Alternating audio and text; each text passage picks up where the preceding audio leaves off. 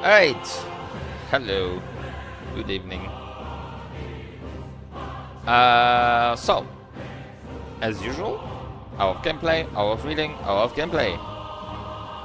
We're still in Westfall. I'm still in misery because the drop quests are bad. But, you know.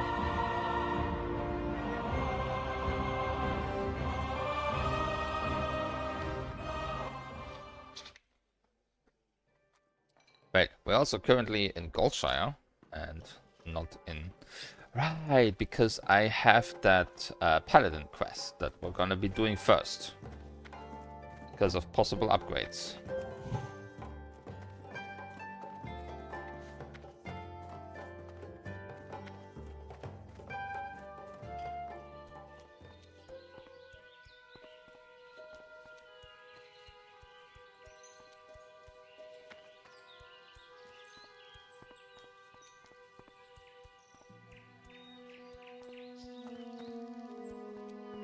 I did my first 12s currently. Like, I did one last night after we were done. And I did one just before this. They were both in time, which on the second one was actually a bit surprising because we had like 10 deaths or something. Because, well, I definitely stood in shit at one point. And that's why I died, and then a couple other people died. The tank didn't die, so we just ran back. And there was one weird bit before that where people just suddenly fell over. I'm still not exactly sure what happened there. But you know, it happens. And then we had 2 deaths on one of the bosses. But one of them isn't my fault. One of the ads wasn't interrupted, and the cast, if it goes through, just insta-deletes a player. So that was fun. But hey, it was still in time. We had about a minute to spare or something, so... That was actually a bit wild that we actually managed to do that. Do these not stack? Oh my gosh.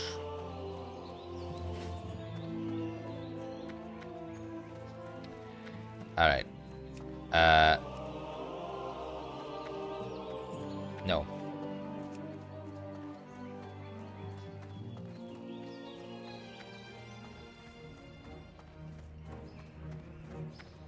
I might rejoin trade if I have to. Where is that leading me? Cathedral of Light, yeah. We do have some other thing there.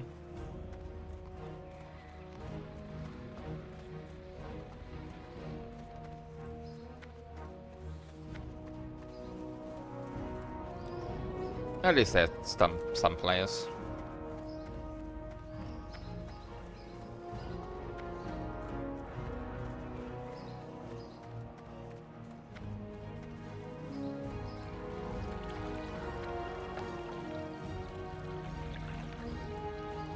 We might be able to do this quest. I'm not exactly sure anymore what this entails. But usually you get good stuff for the class quests.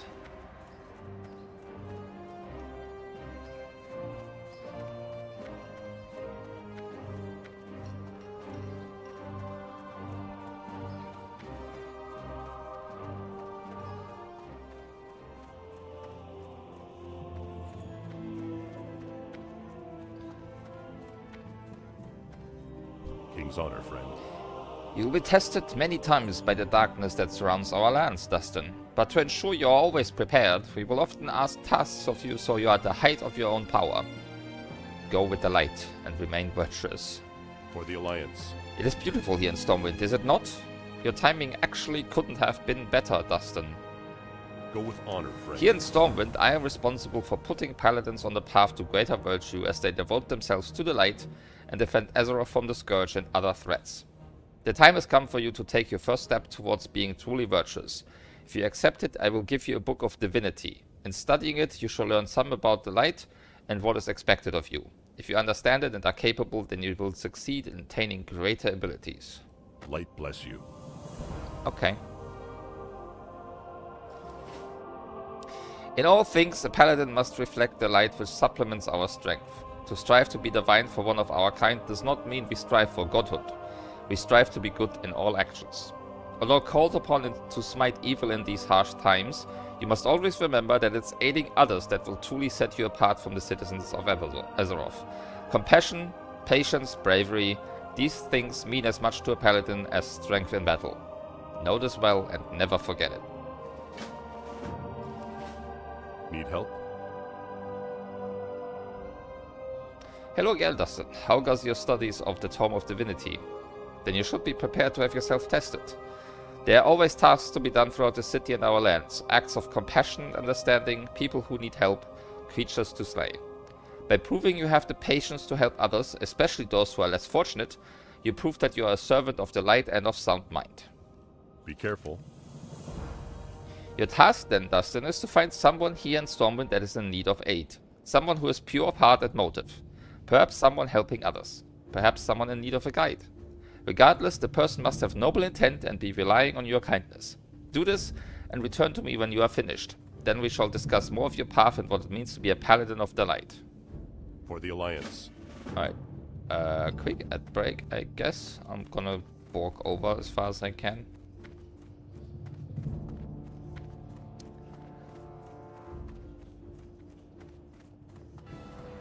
But yeah, like currently, if I still want to... There it is. I'm just gonna continue talking to you because I know you're available and not getting it. So with the 12s, I'm still aiming for top 1%, but that means I need to currently do about plus 18s or plus 19s. Which, you know, I'm still a long way off.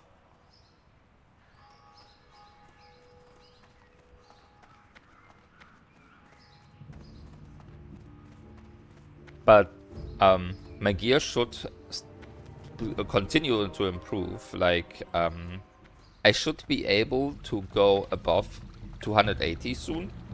I'm currently 276 with the Vestal Druid.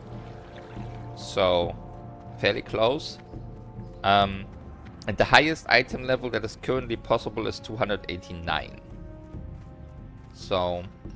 only about 13 item levels off, so about a tier, I guess, of items. I still have some items I need to replace in order to get Hero of the Dawn, which allows me to finally trade up the hero crests. But yeah.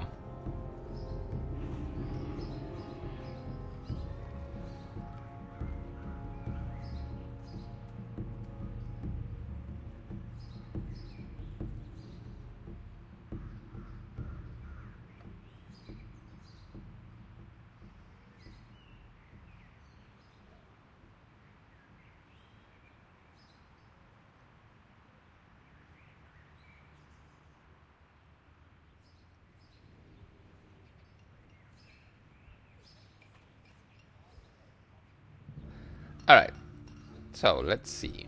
Hey there. Oh, hello, love. How go your adventures? Oh, I'm so glad to hear you're doing well. Oh, me? Thank you for asking. I'm doing well, all things considered. The increase in tradesmen has kind of put a damper on the amount of leather and cloth people are willing to part with these days, so it's been tougher to make clothing for the children at the orphanage. But we'll manage. By we, I mean my husband and I. He's up in Ironforge trying to seek help from the citizens there. See you around. Bless their hearts, most of them have no families because of the scourge attacks in the last decade.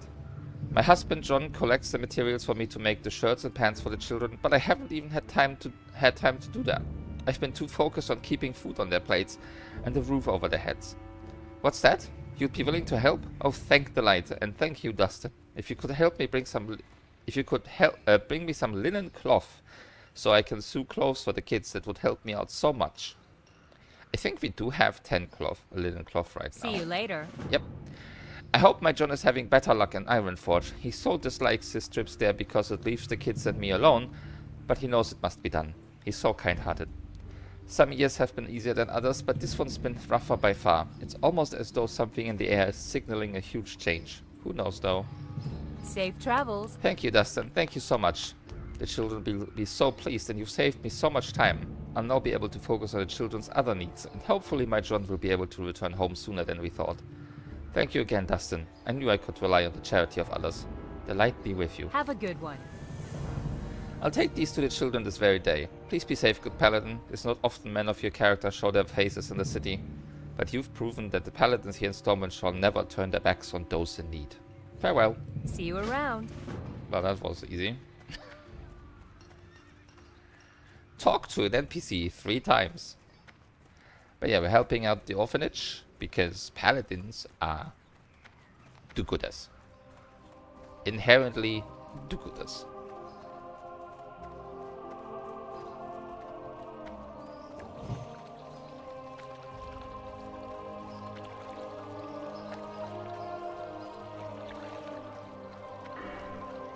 You know what I was even thinking about? I'm currently not even really a retribution paladin. Like, I've leveled up some, but that's why I guess I prefer the shield and sword right now. Archbishop Alonso Sval, benevolent patron of the Church of Light. Though he began his good work in Stratholm, Lordaeron, Archbishop Farrell was a great friend to the people of Stormwind. In the dark days after the Second War, he helped to reform the Brotherhood of Northshire and raised vast funds to rebuild Stormwind City itself. This cathedral stands not only as a bastion of the Holy Light, but as a lasting testament to one man's noble spirit and generosity. Yeah, might as well run around with one hand and shield right now, because that gives me a little more defense, but lets me live a little longer. And that's the Children's Week quest. Because that's also currently going on. There is an event, Children's Week, which has to do with the orphanage as well. With you. You've returned so quickly, Dustin. And what have you accomplished in your time away from the cathedral? Have you helped a noble cause? Perhaps you've learned the value of charity or some more about your obligations to the citizens of Azeroth. Tell me, who have you helped and how? Well, I'm impressed, Dustin. Those are surely the actions of one who follows the light and values others above oneself. Such sacrifice will always be rewarded in time. Go with honor, friend. Take this, Dustin. It is called the Symbol of Life. You've proven charitable and patient, and now the time has come to see if you are powerful enough to focus one of the light's greatest gifts. My friend Gazan returned recently from an encounter with some defiers in Elven near Hero's Vigil. He barely escaped with his life. He is near the altar having his wounds healed by our priests. Take the symbol and speak to him. If you can help him, then we will speak again soon. May you bask in the light's glow. Be careful. We got something here. Ah, we are resurrecting him. Oh, he's still alive. Pleasure to meet you, Paladin. Don't mind my wounds, the good priest here can take care of old Gazan this time. I won't be needing the power of that symbol of life you've got there. Not yet, anyway. So, the Turian sent you to speak to me, huh? Fair enough. I'll tell you exactly what befell me and my friend Hens. And with any luck and some skill on your part, perhaps you can still help us all. Watch your back. Hens and I had made it to Hero's Vigil, an island in the middle of Stone Cairn Lake in northeastern Elvin. We'd heard the Defiers had infiltrated our borders, and we wanted proof to take to the king's advisors. We caught sight of a couple of the scum going over some documents, and we attacked. Unfortunately, we were quickly overwhelmed by more of the mages. Hens held them off for me while I escaped, the daft fool, going and being brave. He's out there now, Hens is. Can you help us, Dustin? Safe travels. We have to resurrect the other guy. Well, that's certainly doable.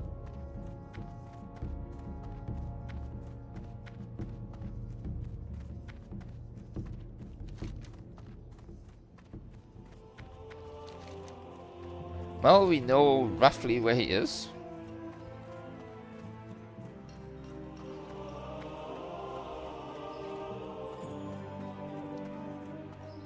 Because we've been up there before.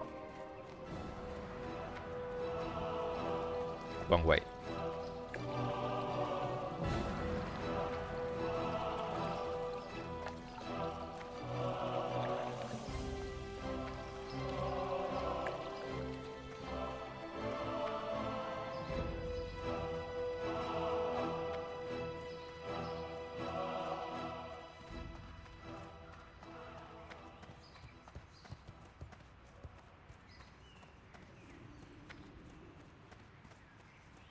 Also, let me go in here somewhere and sell some stuff, because my inventory is getting slightly full.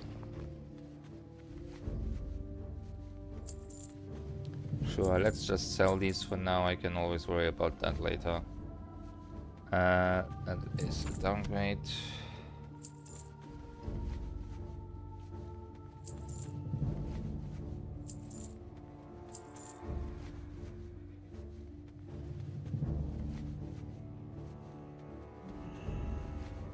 We'll leave these other ones there. So I didn't really sell much or get much inventory space back. Be careful. You know what? We can do something. Let me... Wait. No. That is not the current auction house entrance. That is later. Because since someone generously gave me some... Okay.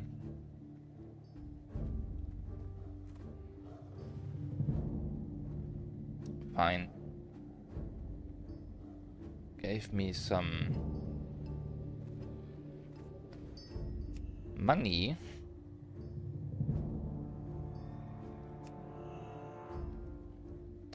Can I have the other ones?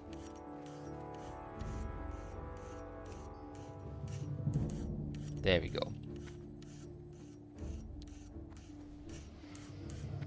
So 1, 2, 3, and 4. These ones here are only for bidding, so I can't instantly buy them.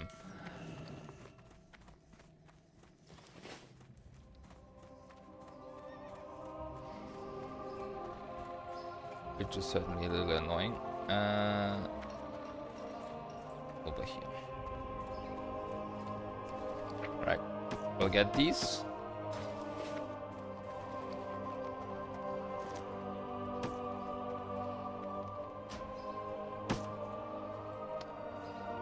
Okay. Oh, I guess I know why. Because I tried to put that in when the bag was in itself.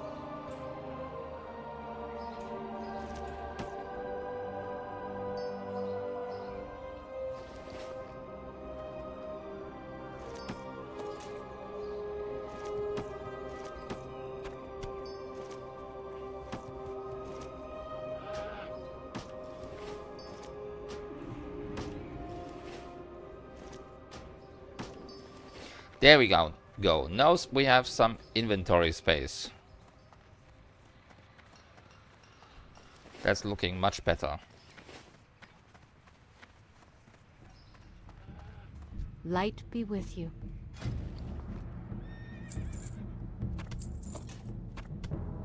It's not quite yet the highest. Light bless you. The imbued nether weave bag is slightly more space, but those are more expensive and definitely not for me right now. This is fine.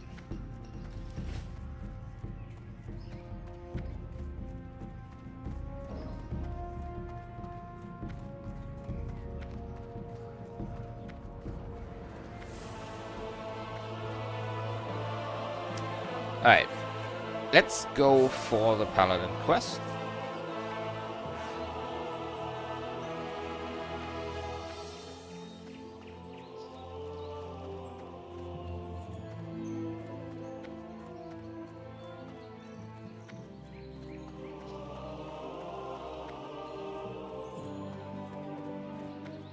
Yeah.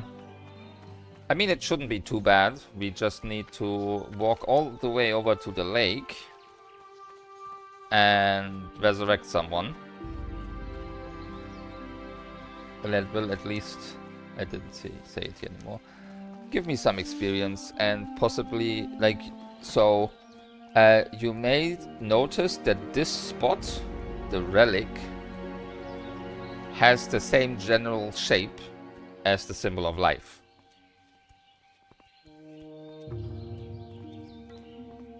So that's basically something you get from well, quests and later on bosses as well are certain relics, and they usually have some effects. They enhance spells and stuff, so they're usually pretty good to get. And later ones are pretty powerful. This was a system that was removed in Cataclysm, I think. I'm pretty sure Wrath of the Lich King still had relics. Oh my god, it finally worked.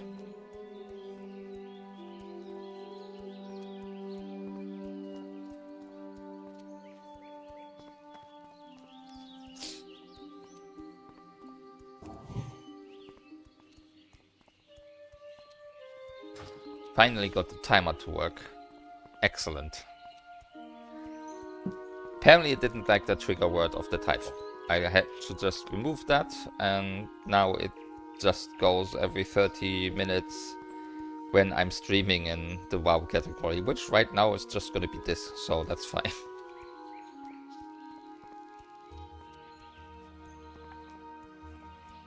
Excellent.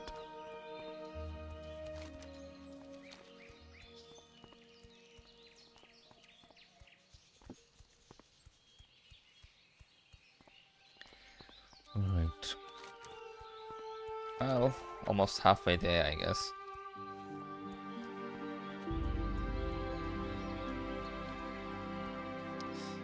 These are... I still need to, like, see when I have time to get these other ones done. Like, I did the warrior one, that was just one quest. But I need to do the others and get these removed. Like, I'm not exactly planning to complete everything in ATT for Classic, because that is going to be probably impossible. Because I would have to go raiding and such. Because, like, if we look at this, we can definitely... Hold on. Dungeon and raids. Look at how much there is. But for example, I know there's some relics in this place. Maybe. I guess these aren't really shown yet, because you don't need to collect them for things. Yeah, all the items that, like the normal transmog items, aren't there. Which is hilarious, because that's still a lot of items then. But yeah, mostly these are quests and some crafting ingredients and such. There's only 6 toys. Right, that's later on, and these are all from engineering. Pets. There's at least 25 pets somewhere.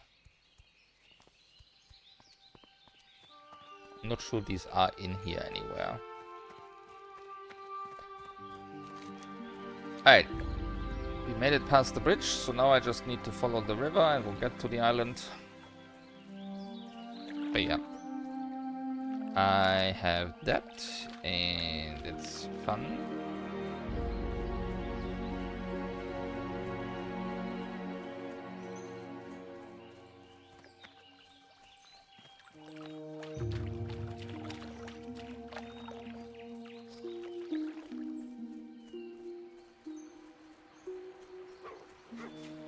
Oh no.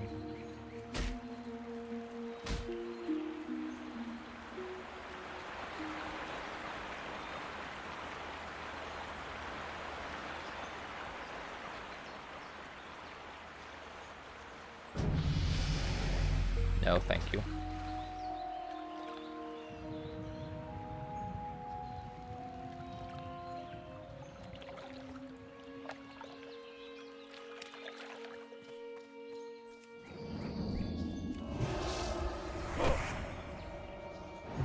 I still haven't decided which one I should use. Alright, so where is the guy? Ah, he's right there.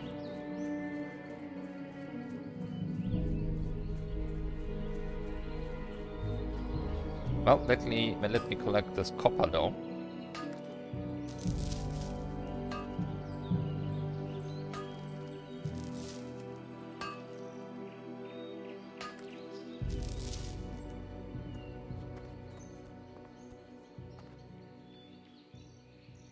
Excuse me?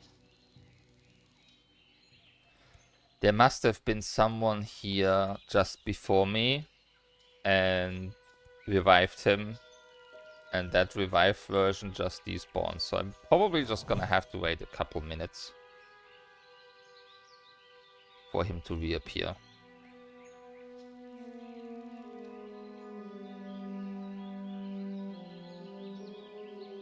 There he is. Alright, let me use the symbol of life. You do not get to be dead yet, dwarf. Gotta return to capitalism. Right?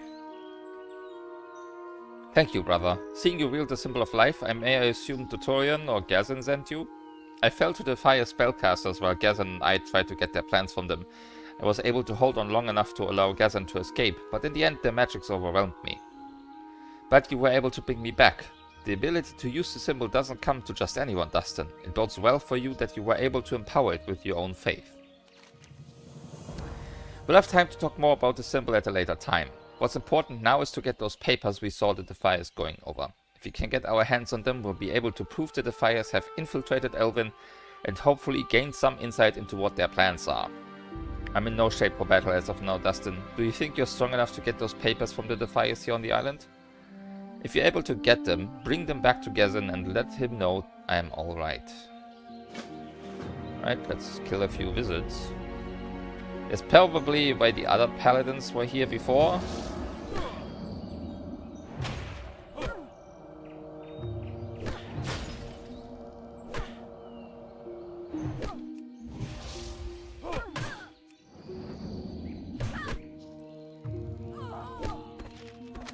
Well, that was easy.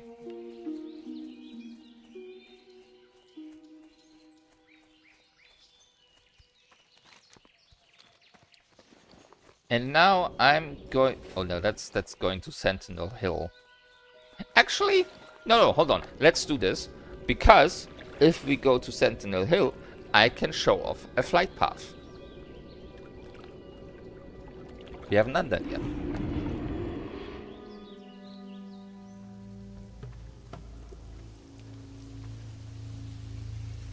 Console also accept this quest, I guess.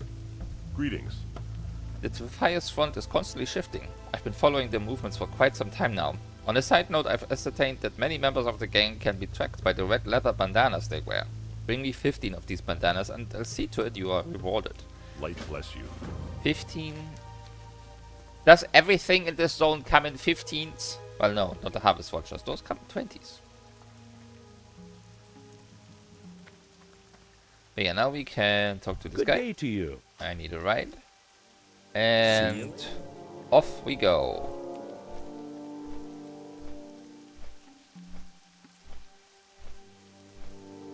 Now you can actually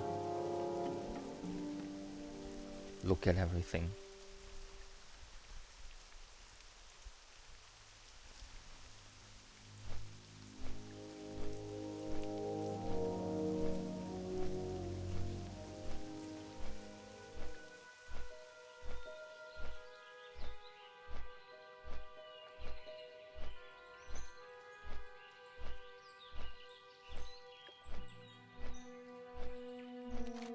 The cool thing about flight paths, if they don't go in a straight line, they do fly some interesting routes. This one is mostly following the water, I suppose. But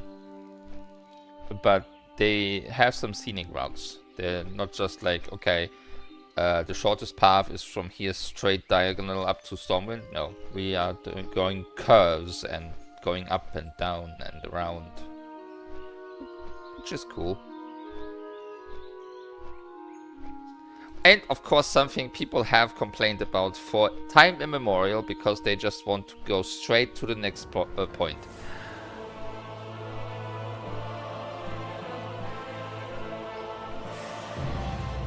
Oh my god, I finally got that thing.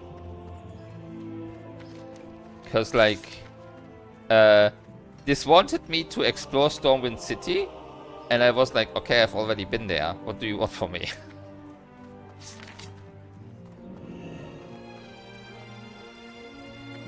But now it triggered.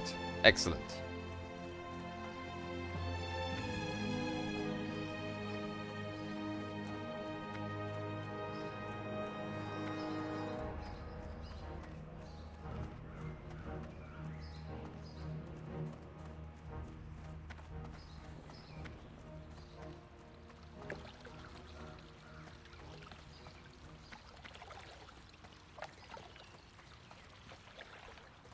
Lots of things to collect in Stormwind.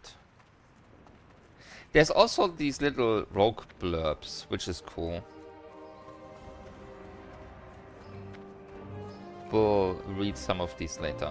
Actually, maybe if I go, we can at least read the one for Elvin, I guess. Elvin Forest. Elvin Forest is the starting zone for human characters. It is a lush valley with farmers and bloggers, with Stormwind City at its center. The mines are infested by kobolds and the farmlands have been taken over by the Defiers. Nothing we don't know yet. Okay, cool.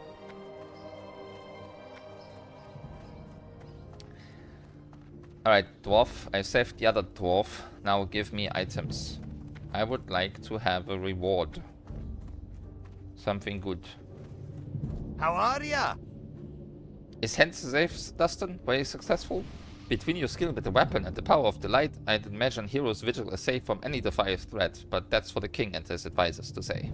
Off with you. Wonderful. Oh, hold on. See you Before we soon. turn this in, we can read this. The plan is set in motion. Take that once great bastion of faith, Hero's Vigil, as our base camp, and we'll begin to move reinforcements to you from Westfall once you have sent word that it has been suitably prepared. The area is all but forgotten to the citizens and soldiers of Stormwind and should prove a perfect staging point for our attacks. The Defiers will take back Stormwind. I await your response. Okay. You got my attention. Off with you. Wonderful. You made it and saved Hansa. The light is with you for sure, Dustin.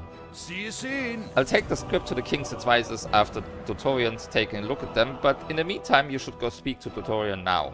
He'll be wanting to pat you on the back for sure. Thank you again, Dustin. I hope we meet again. You're surely an ally I'm proud to call friend. Watch your back. Yeah, I am more or less obligated to play a paladin or a priest because Well of the light. Like usually I play a druid. Because fairy. You've done well this day, Dustin. You should take some pride in what you've accomplished. Even more so, you should be proud of your abilities. Not everyone can use the power of the symbol of life. Calling upon the light to bring back the dead means you're prepared for one of the paladin's greatest honors, the power of resurrection. You shall have the power to bring back fallen companions much like you did for Hansa. Be well, Dustin. The light shines upon you and you should welcome it wholly. Be careful. And now I have learned resurrection. And yes, this basically means that if you don't do this quest, you're not getting resurrection as a paladin. Do your class quests. Which is basically what people are also saying in FF14, so... They later removed these class quests because, I don't know. I always liked them. They can be a bit annoying at some points. But they're always a little fun thing to do. Anyway. We can now take the flight path back to Westfall. Because we're done here for now. There's gonna be more later. This is level 60, level 60, 60, 60, 60. There's a lot of 60 quests. This is level 20. This will be the next one. And this will give me Sense Undead.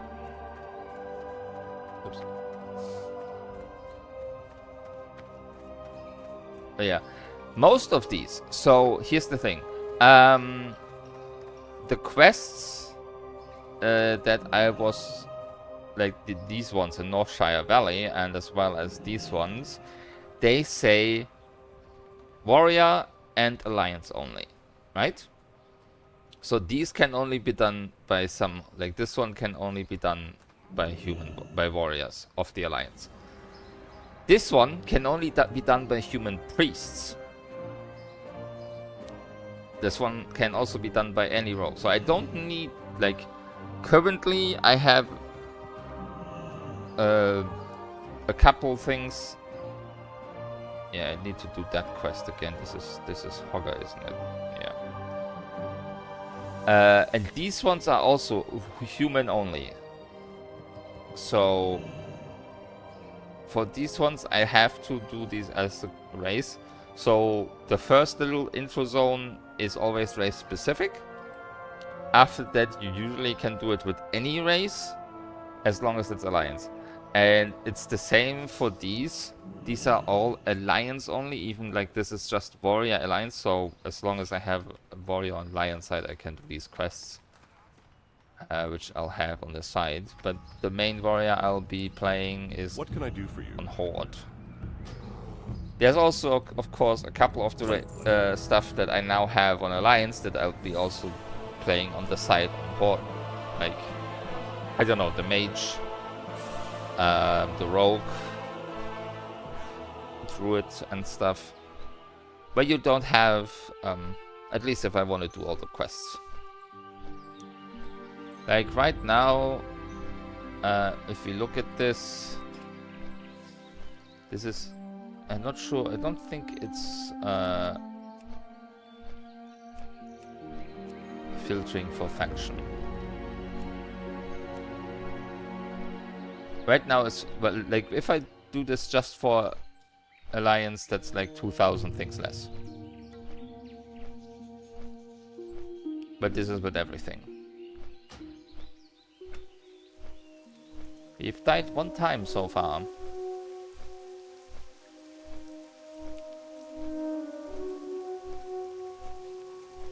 Well.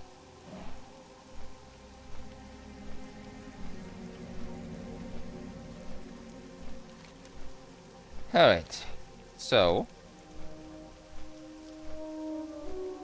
There's a couple more quests I can accept up there. Let's do that.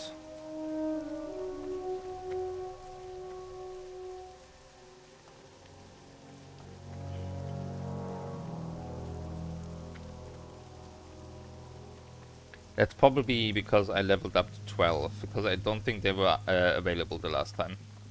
You need something? Stormwind has abandoned us. A foul wind of depravity rustled through the plains of Westfall. This was my homeland. I will not turn my back on the citizens who chose to remain here. We, the former farmers, shall make our stand.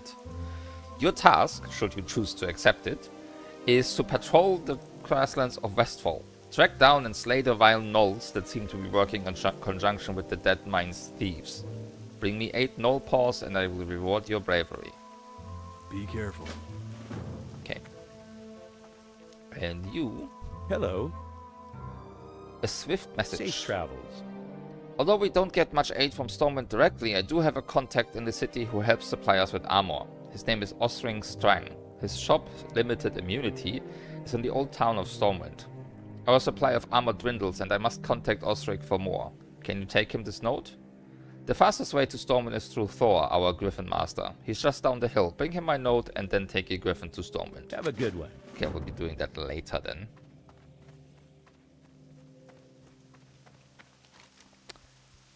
Alright, I'm just gonna go this direction and we're gonna see if we can kill some shit. Because I need to get... I mean, I should go up and get the Murloc eyes to get... Yeah, we'll do that first. Try and go for the Murlocs. We can kill some of these on the way, because I still need, like, the Gore Tusk livers.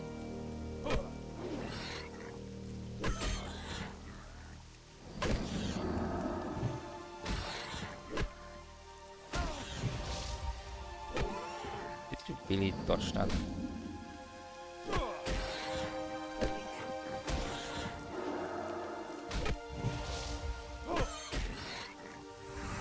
Oh, right, the judgment of that doesn't do damage. Okay, I'm leaving. Goodbye.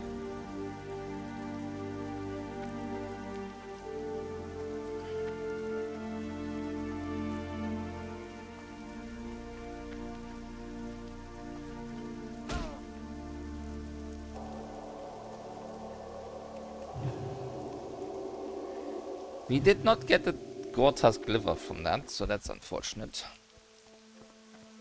We do have this note. Please find below the list of armor which we are in need. 10 mail shirts, 20 helmets, 30 armor patches, 15 mail boots. We are as always in your debt, and should Westfall ever be free of the thieves who threaten it, it should ease the guilt in my heart if I could invite you to my family's home, for a fine meal cooked from the bounty for which this land was once so well known. Yeah, Westfall has not exactly been a great place lately.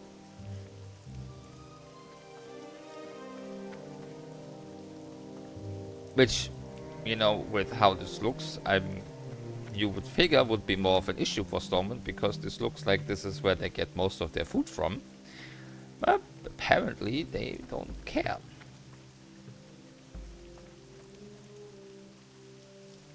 Because no help has been sent from Stormwind. Can I get around these without attracting anyone? Yes.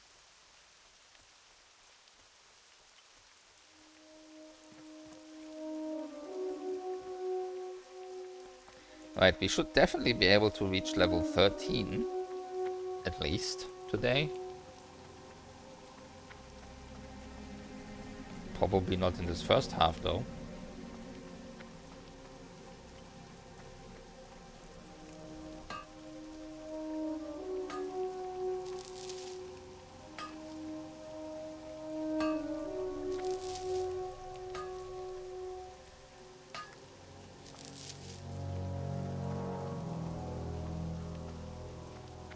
Alright.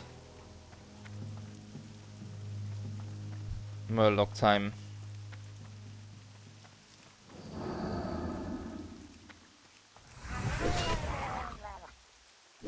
Alright, now I messed it up.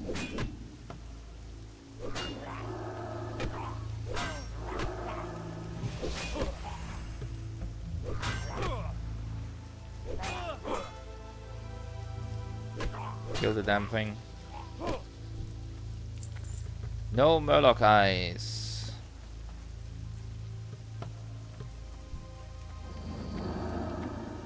No.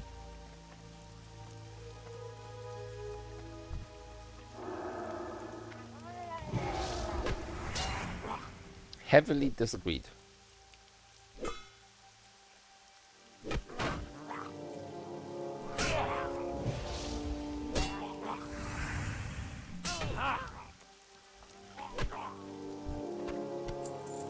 Okay, that's a Murloc eye.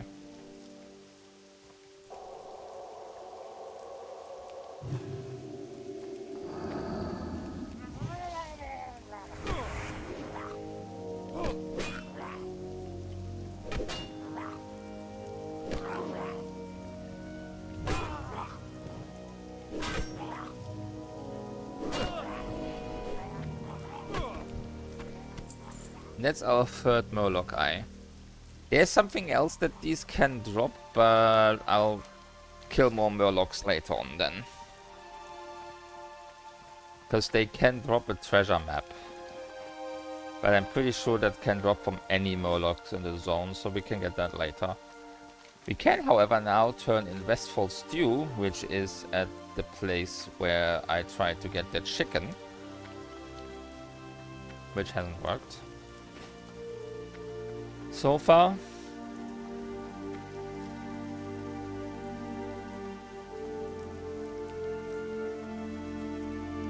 I'm taking that copper. And also we're killing this thing.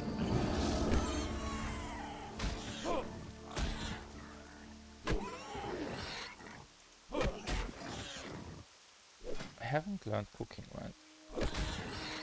I have not.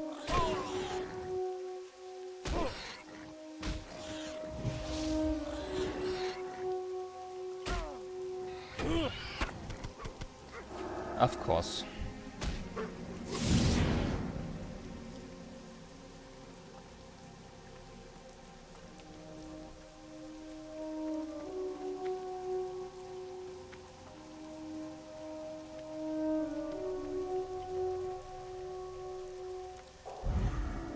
Yeah, this was not the one I wanted.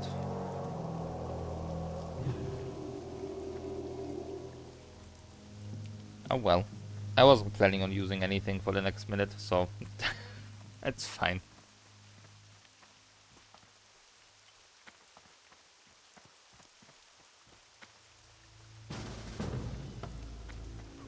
Fuck off. Hello. Have a good one. Wait, come back with the following ingredients. We have all of this. Farewell. That okra will thicken up this broth nicely. Now we just add the stringy vulture meat, a few murloc eyes, and those delicious goat tusk snouts. And we're done. For all your help, Dustin, I want you to take today's first batch of Westfall stew. Get a recipe for this, which I can't use at the moment, because that's also very high skill compared. That's cloth. Be careful. Don't care.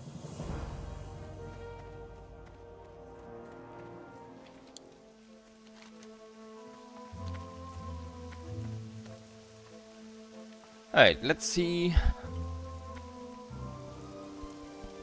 if we find a few more pigs. Oh no, these are harvest golems. That's not what I need. These are harvest watch. They're still way higher than I am.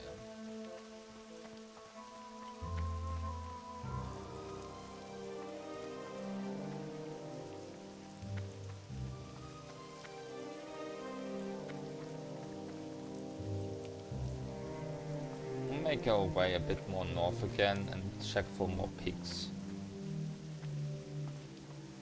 Because I still need 6 livers.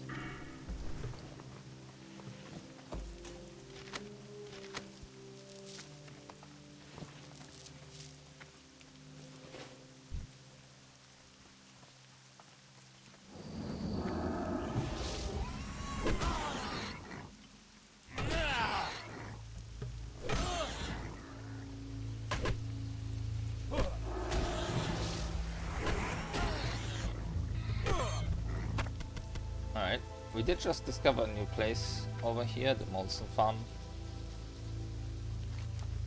So yeah, there's a lot of farms in this place.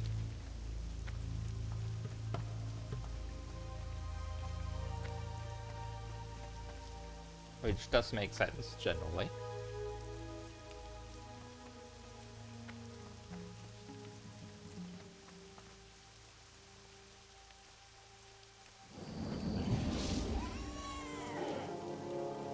Yes, in Classic and TBC there originally weren't achievements. I've got an add-on that does add these like that.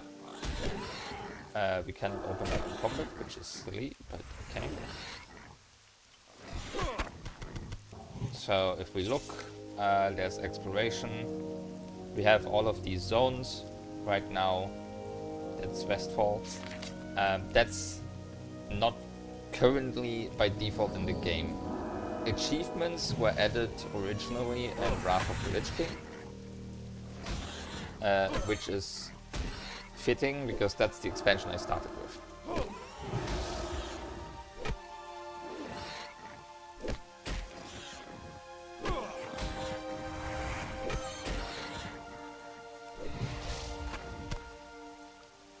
No, I don't want to find you.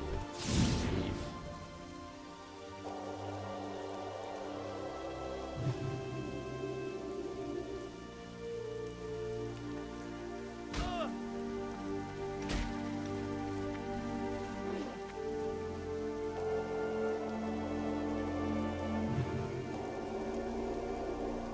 The interface, however, is generally the same. This is how it looks in Wrath of the Lich King as well, once they officially added them.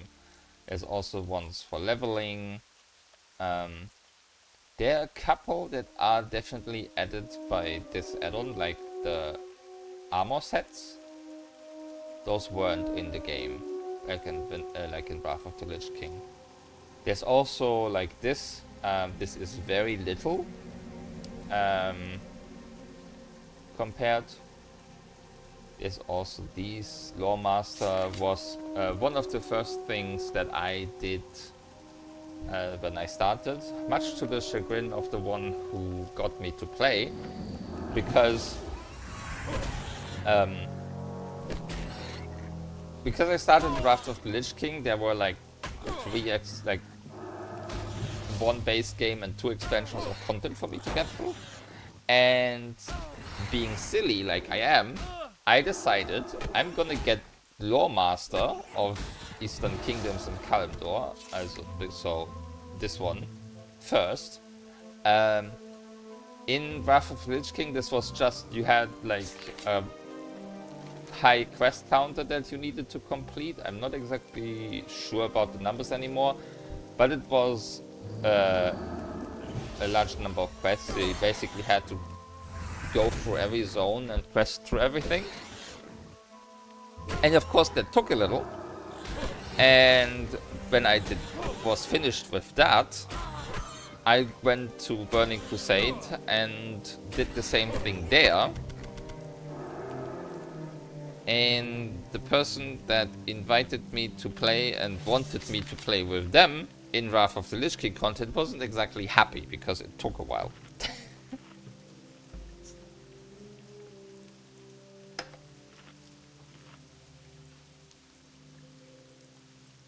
However, they also kind of regretted their pushing very quickly when I finally reached level 80 and got equipped, because until then he'd always been a little braggy about the damage he did. Well, that didn't last long.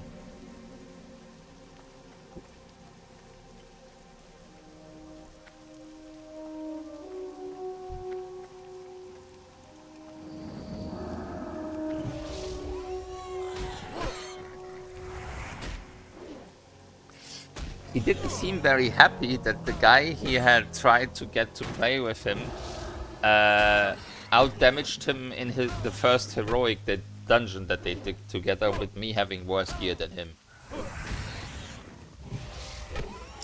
He didn't seem happy about that. I don't know why.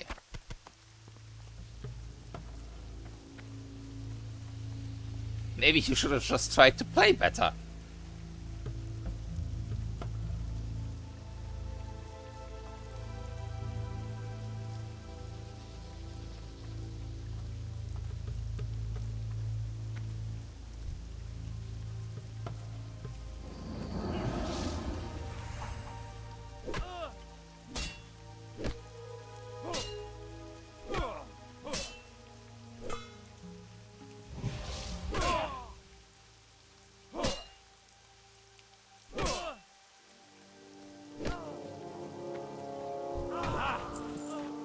The funny thing is, I still remember what I played after. So, basically, I first played Blood Elf Warlock.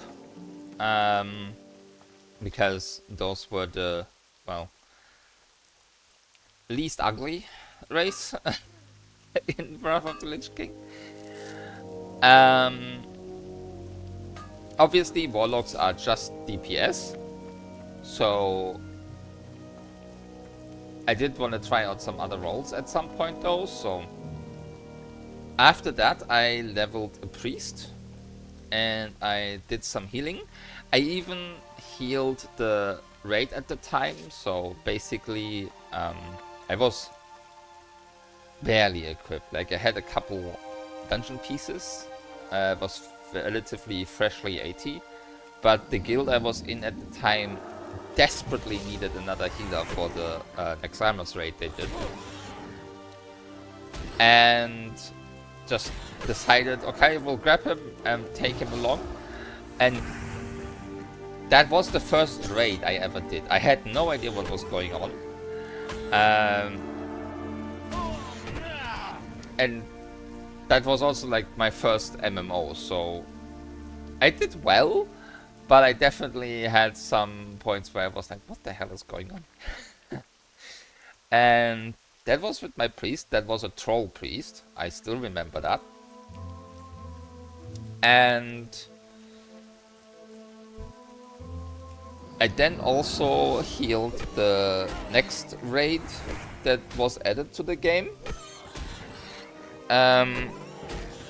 However, during that raid, we actually, like, I left that guild and went to another server because, well,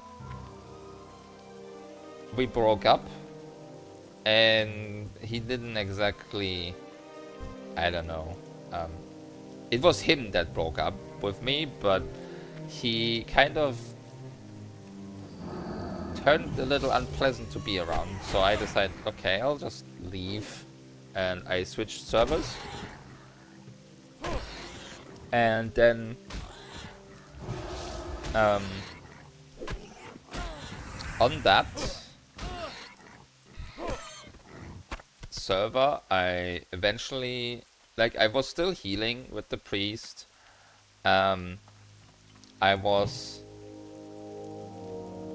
doing some stuff with the warlock, and then I met a Death Knight tank called Zorg, S-O-R-G,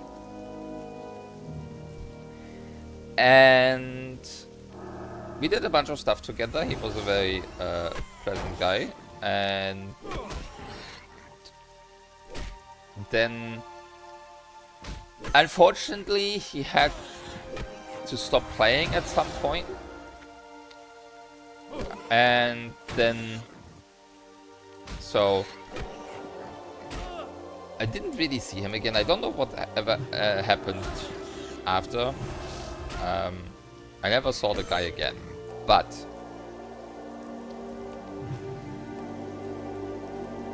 at one point I decided I wanted to level a paladin.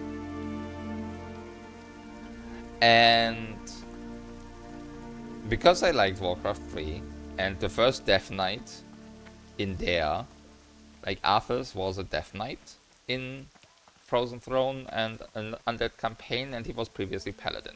So I made, like, the guy Zorg was a Blood Elf Death Knight, so I made a Blood Elf Paladin. And I named him Zorg, in homage to the guy. That was on a different server, because I'm not sure if, I think we met him first on the original server before I transferred. And part of transferring was why we lost contact, because he didn't transfer, and that it was way less cross-realm at that point. But yeah, I made a paladin, named him after that guy. And then I became a main tank for several expansions. From Wrath of the Lich King, Cataclysm, Mists of Pandaria, and Warlords of Draenor, I was a main tank. All the while called Zorg. So it basically, it became my nickname everywhere. Everybody knew me as Zorg. So I feel very happy that I carried on that name, because unfortunately I really never saw the guy again. I don't know whatever happened to him. Which is sad. He was one of the first people that I played with a lot in back then in WoW. So I remember him well, and I kind of miss him. But you know,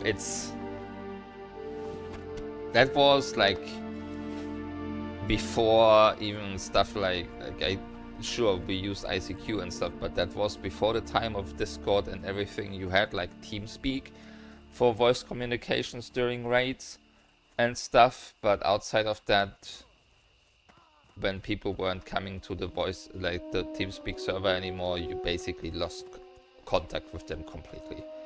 If you hadn't like gotten phone numbers or anything else before, and well, that was a thing.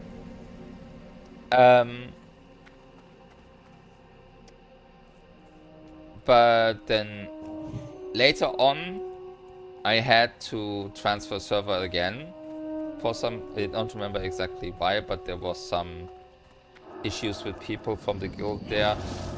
And on the server I went to, the name Zorg was already taken. So I renamed to Lorewalker. Which still had the original letters in it. I just added a few more.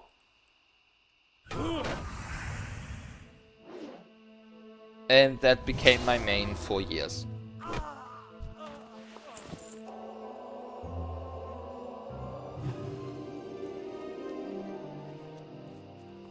That was also my nickname, like in many places online for a while. Yes, personal lore. A lot of personal lore. And after Warlords of Draenor, at the end of Warlords of Draenor, I decided to switch factions. Because at that point I had been Horde the whole time. But I wasn't in a guild at the time. And not doing anything. Lots of people that I had played before had stopped or like other things. We didn't play together anymore. So I decided to switch faction and become a Borg. So that was, I think, at that time, yeah, I was playing either the Druid or the Warrior. I think I did Warrior first. No, I did the Druid first. I remember, and I remember why. Because the name, so back during Wrath of the Lich King and Cataclysm, I had also had another buddy in WoW, and we made a pair of AP characters. I had a Night Elf Druid called Killian, and she had a Night Elf Warrior called Tundral. And obviously they were gay together, and we had an RP with some zones that we'll visit at some point. And because she also had like really irregular hours. She worked in the casino, so sometimes she had to work late into the night and then didn't get to progress in raids and everything. So she later in Cataclysm also kind of stopped playing. But basically I took the name Killian, and that became my Worgen Druid. My personal headcanon lore is that he was originally that Night Elf, but you will see why at some point. But yeah, and then later on I also leveled other classes that I hadn't leveled before. So I made a Warrior, also a Worgen, and that was Bladefang. That still is Bladefang, the name. And funnily enough, that was also for a long while my Twitch name. Because in Legion, where I was maining the Warrior, it was very fun as Fury. And well, I started to do raids in the Fail Train community on Discord. And I decided to stream a couple of them just for like recording stuff. Maybe like I had wanted to get into streaming and stuff for years before that. And the account was Bladefang FT for Fail Train. And then Bladefang, or just Blade for short, became my online nickname in a bunch of places until Shadowbringers happened.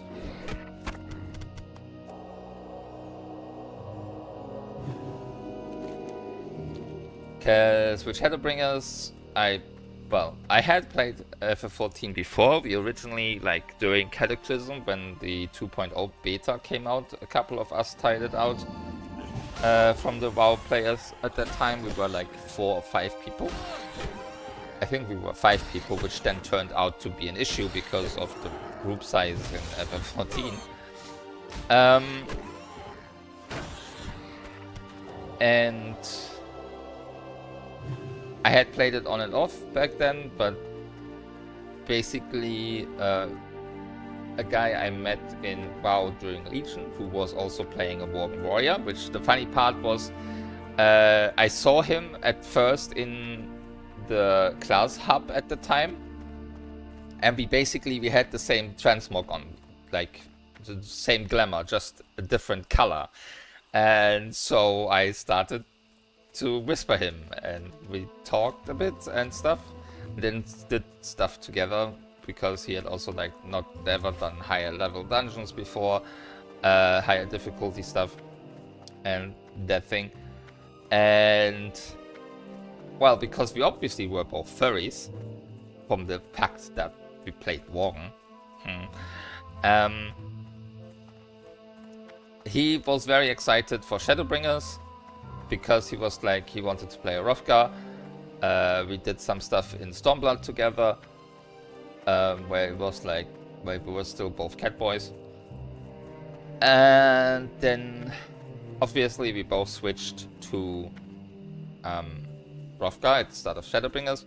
I didn't have a name prepared or anything, and I didn't want to reuse a name, so I just pressed randomize, and after a couple of attempts I got Mihalo Azora, and that has stuck. And then, yeah, well, we played through the main story quest until 80 at the time, as you know. And then he quit FF14 before the first raid even came out. That didn't last long.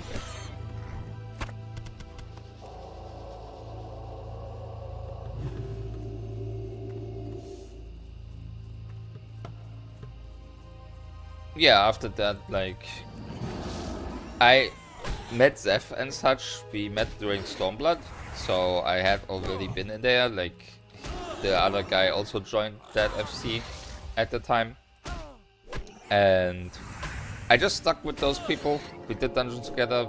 I did some of the raids, obviously at the time still normal mode, because I hadn't tried Savage at all yet. And I did try, like, at that time I was White Mage. That's also why the original Sinita Glam is White Mage. But I tried Eden 1 Savage through the duty finder. I actually queued for it, which nobody does. But at some point it actually popped. And we procced a little, we saw some mechanics, it was actually fun. That was also the one and only time I have healed in Savage. And then I was just leveling other jobs, and at some point I met some other Hrothgars, and they were looking for a tank for the next tier that had just come out. And I had just finished leveling my Gunbreaker. And here we are. All I need for my famous meat pie are 8 gold tusk livers. Safe travels. These are just perfect, Dustin. Thank you so much. Farmer Saladin and I are going to feast tonight. And here's a little something for you, for the hard work. You didn't think I was going to let a paladin like you go hungry, did you? See you around. Right. I have completely missed the time. I'm gonna walk over to Sentinel Hill and then we'll switch. But at least I did reach level 13, so...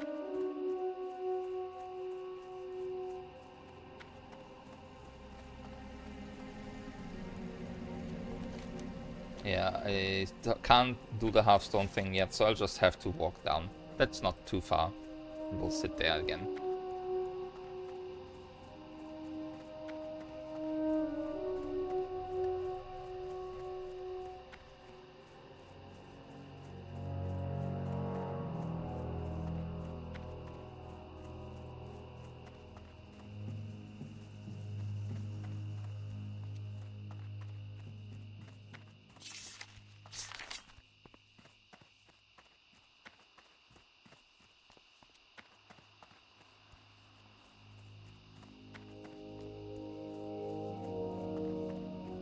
Alright, almost at the end. And I think tomorrow I will do a post in the Warcraft Discord that we're looking for 3. I will check with Zeph what Yeshu is likely to play as a job. Probably a DPS or a healer, I think. And then we can look for some other stuff. I mean, technically we have 1 or 2 healers, 2 tanks, and a DPS. So likely 3 DPS or a healer, or 2 DPS and 1 healer for extreme and such. So I'll just make a post once I clear that up, and then maybe a couple of people will turn up. They didn't for the deep dungeons, there weren't really any responses, but maybe there'll be it for extremes, because extremes are way more popular than deep dungeons. Alright, we have sat down, so it is now time to read.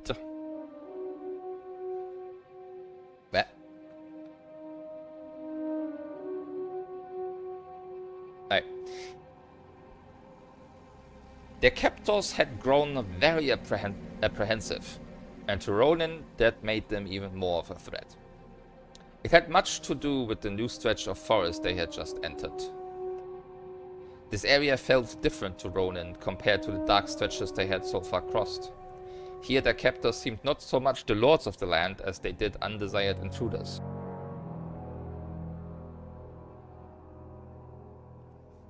Dawn fast approached. He and Krasus, who appeared to still be unconscious, had been bound and unceremoniously tossed onto the back of one of the animals.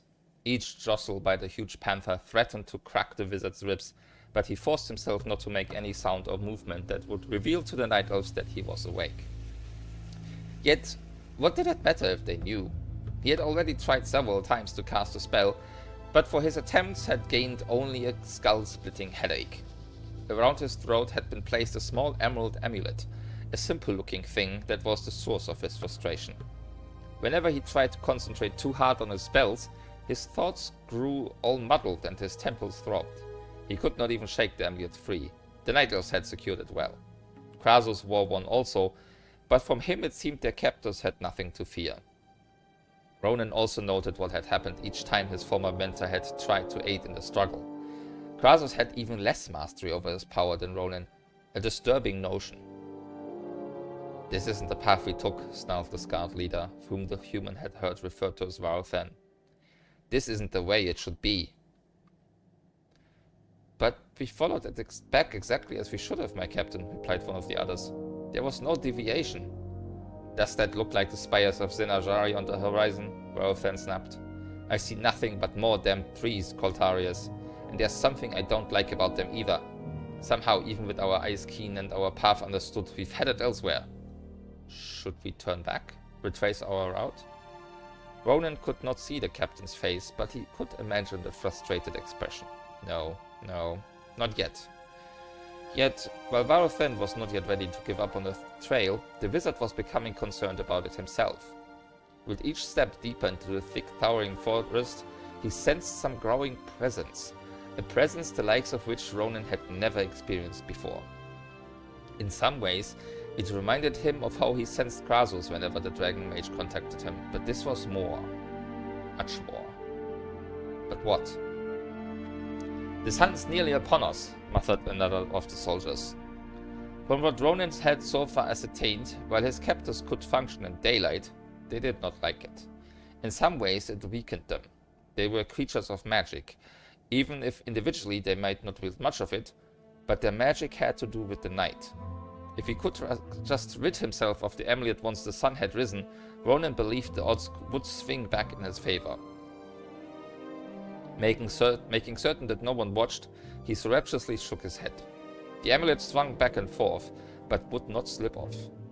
Ronan finally tried thrusting his head up, hoping that might dislodge the piece. He risked being noticed by his captors, but that was a chance he had to take. In the gloom of pre-dawn, a face stared out at him from the nearby foliage. No, The face was part of the foliage. The leaves and twigs formed the features, even creating a lush beard. The eyes were berries, and the gap between the greenery represented what looked like a mischievous mouth. It vanished among the bushes as swiftly as it had appeared, making Ronan wonder if he had simply imagined it. A trick of the coming light? Impossible. Not with so much detail. And yet... The scrape of a weapon being drawn from its sheath caught his attention. One by one the Night Elves readied themselves for some battle that they did not understand, but knew was coming. Even the fierce cats sensed trouble, for not only did they pick up their already swift pace, but their backs arched and they bared their savage teeth. Varothan suddenly pointed to his right. That way, quickly! At that moment the forest erupted with life. Huge, foliage-thick branches swung down, obscuring the faces of the riders. Bushes leapt up, becoming short, nimble figures with silent, smiling faces of green. The forest floor seemed to snag the claws of every panther, sending more than one rider tumbling. The Night Elves shouted recklessly at one another, trying to organize themselves, instead only adding to the chaos. A low moan echoed through the vicinity. Ronan caught only a glance, but felt certain that he had seen a massive tree bend over and sweep away two of the Night Elves and their mounts with its thick, leafy crown. Curses filled the forest as Varothan tried to regain command of his party. Those elves who remained mounted sat in a jumble, attempting not only to cut at the things swarming around them, but also to keep the excited panthers under control. For all their size, the huge cats clearly did not like what they faced, often pulling back even when their riders insisted that they move forward. Varothan cried out something, and suddenly harsh, violet tentacles of radiant energy darted out at various points in the forest. One struck an approaching bush sprite, instantly turning the creature into an inferno. Yet, despite its apparent horrible demise, the creature continued forward without pause, leaving a burning trail in its wake. Almost immediately, the wind, which had been nearly non-existent prior to this, howled and roared as if angered by the assault.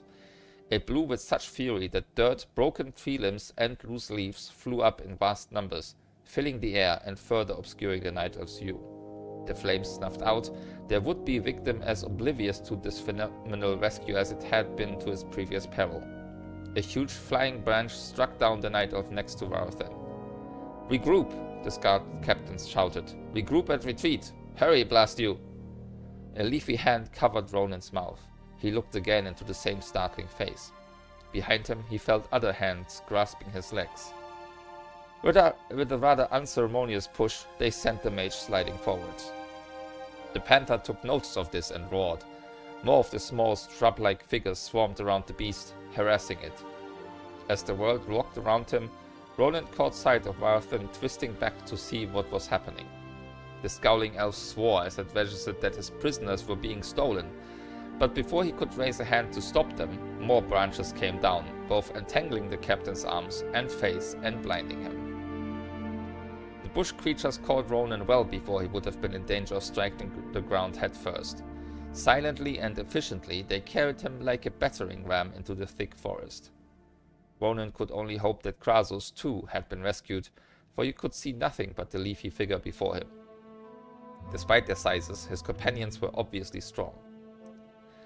Then, to his dismay, a lone night elf atop a snarling panther cut off their path. The wizard recognized him as the one called Goltharius. He had a desperate look in his eyes, as if Ronan's escape would mean the worst for him. From what little Ronan had learned of the captain, he did not doubt that. Wasting no words, the night elf urged his beast forward. The elves Ronan knew, especially his own beloved Verisa, were beings with the utmost respect for nature. Goltharius' kind, however, seemed not to care a whit for it. He slashed at the tree limbs and shrubbery, slowing him with unbridled fury. Nothing would keep him from his prey. Or so he might have thought. Huge black birds abruptly dropped from the foliage above, surrounding and harassing the night elf mercilessly. Goltharius swung madly about, but severed not even a pin feather from his avian attackers. So engrossed was the night elf by this latest assault, that he did not notice another danger rising up from the earth. The trees through which he needed to pass rose by more than 2 feet, as if stretching their roots. Goltharius' mount, driven nearly to madness by the birds, did not pay enough attention to its course. The typically nimble feline first stumbled, then tripped badly as its paws became more and more entangled. A mournful yowl escaped it as it flew sideways. Its rider tried to hold on, but that only served to worsen his situation. The huge panther twisted, putting Cotharius between it and two massive tree trunks. Trapped, the night elf was crushed between them, his armor crumbling like paper under the tremendous force. His cat suffered little better, a terrible snapping sound at its neck accompanying the crash. Ronin's leafy companions moved on as if nothing had happened. For a few more minutes, the wizard continued to hear the struggles of his former captors, but then the sounds suddenly shifted away, as if Varathan had finally led his bedraggled hunters to escape. On and on the tiny creatures carried him. He saw a movement to his right and made out what looked to be the dragon mage's still form being brought along in like fashion. For the first time though, Roland started to fear what his rescuers intended to do with the pair. Had they been taken from the Night Elves in order to face some more horrific fate? The forest sprite slowed, finally halting at the edge of an open area.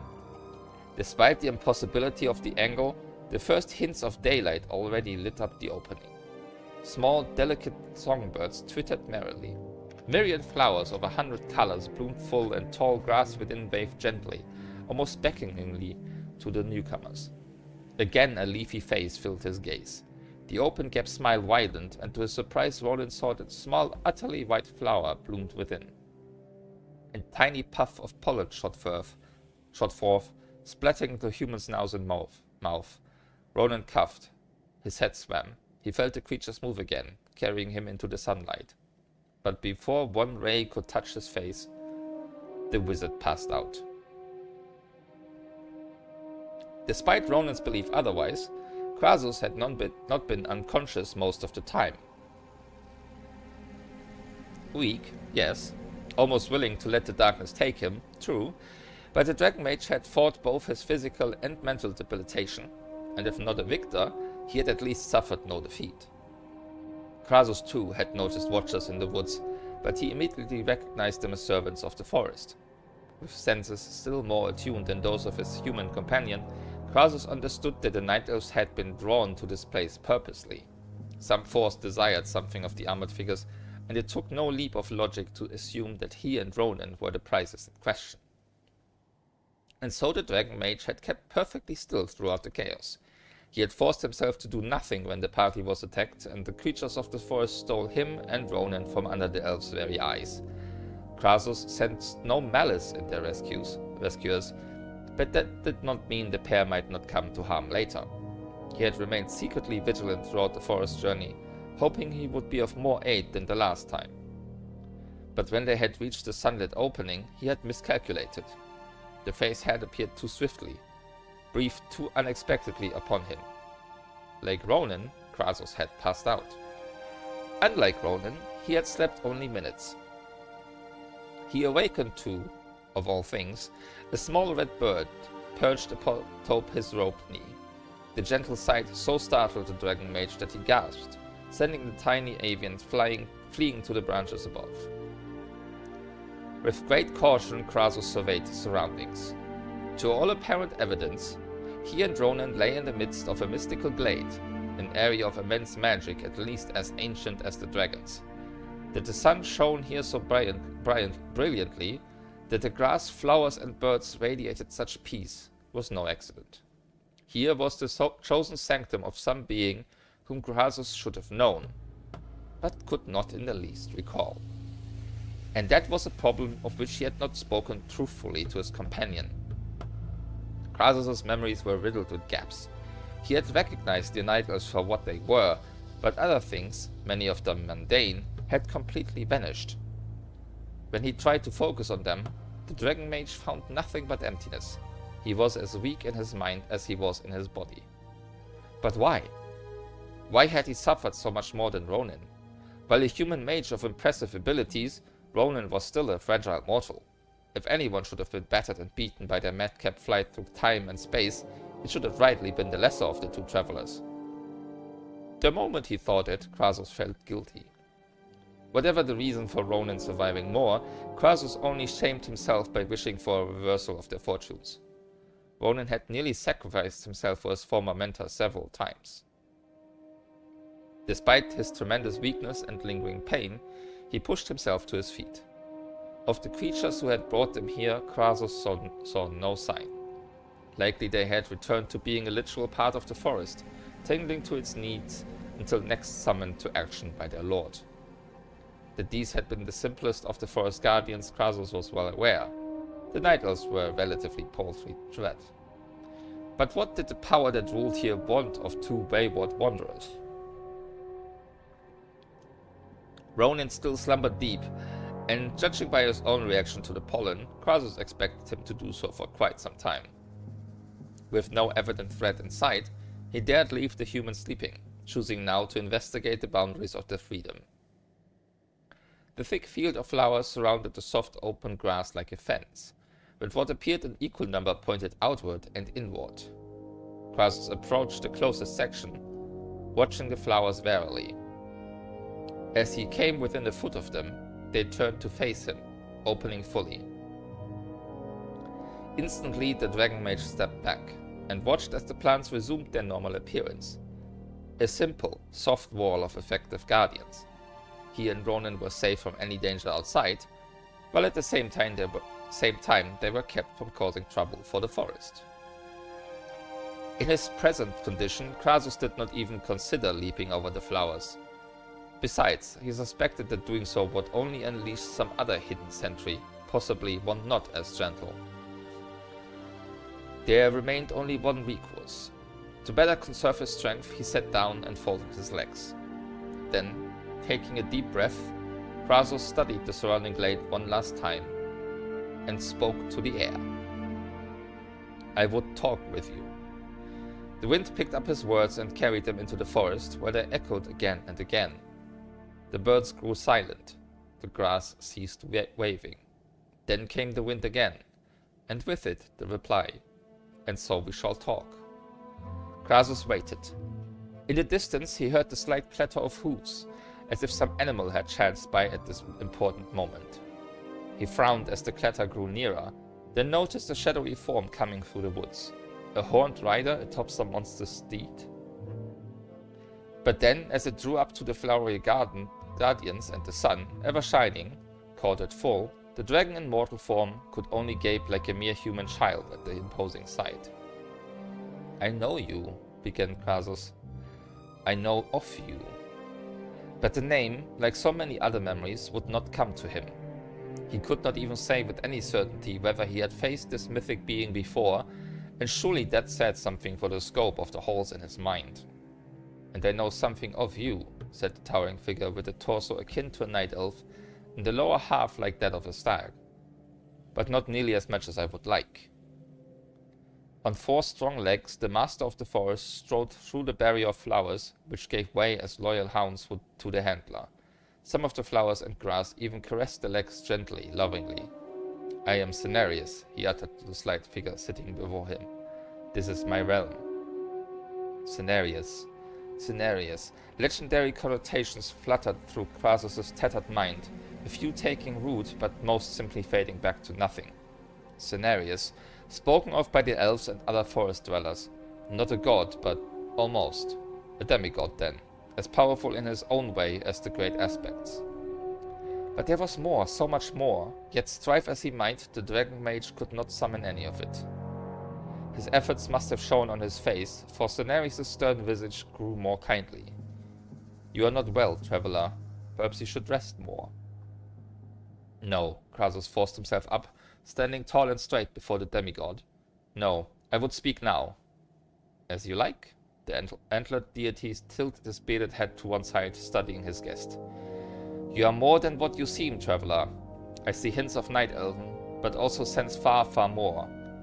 Almost you remind me of... but that's not likely.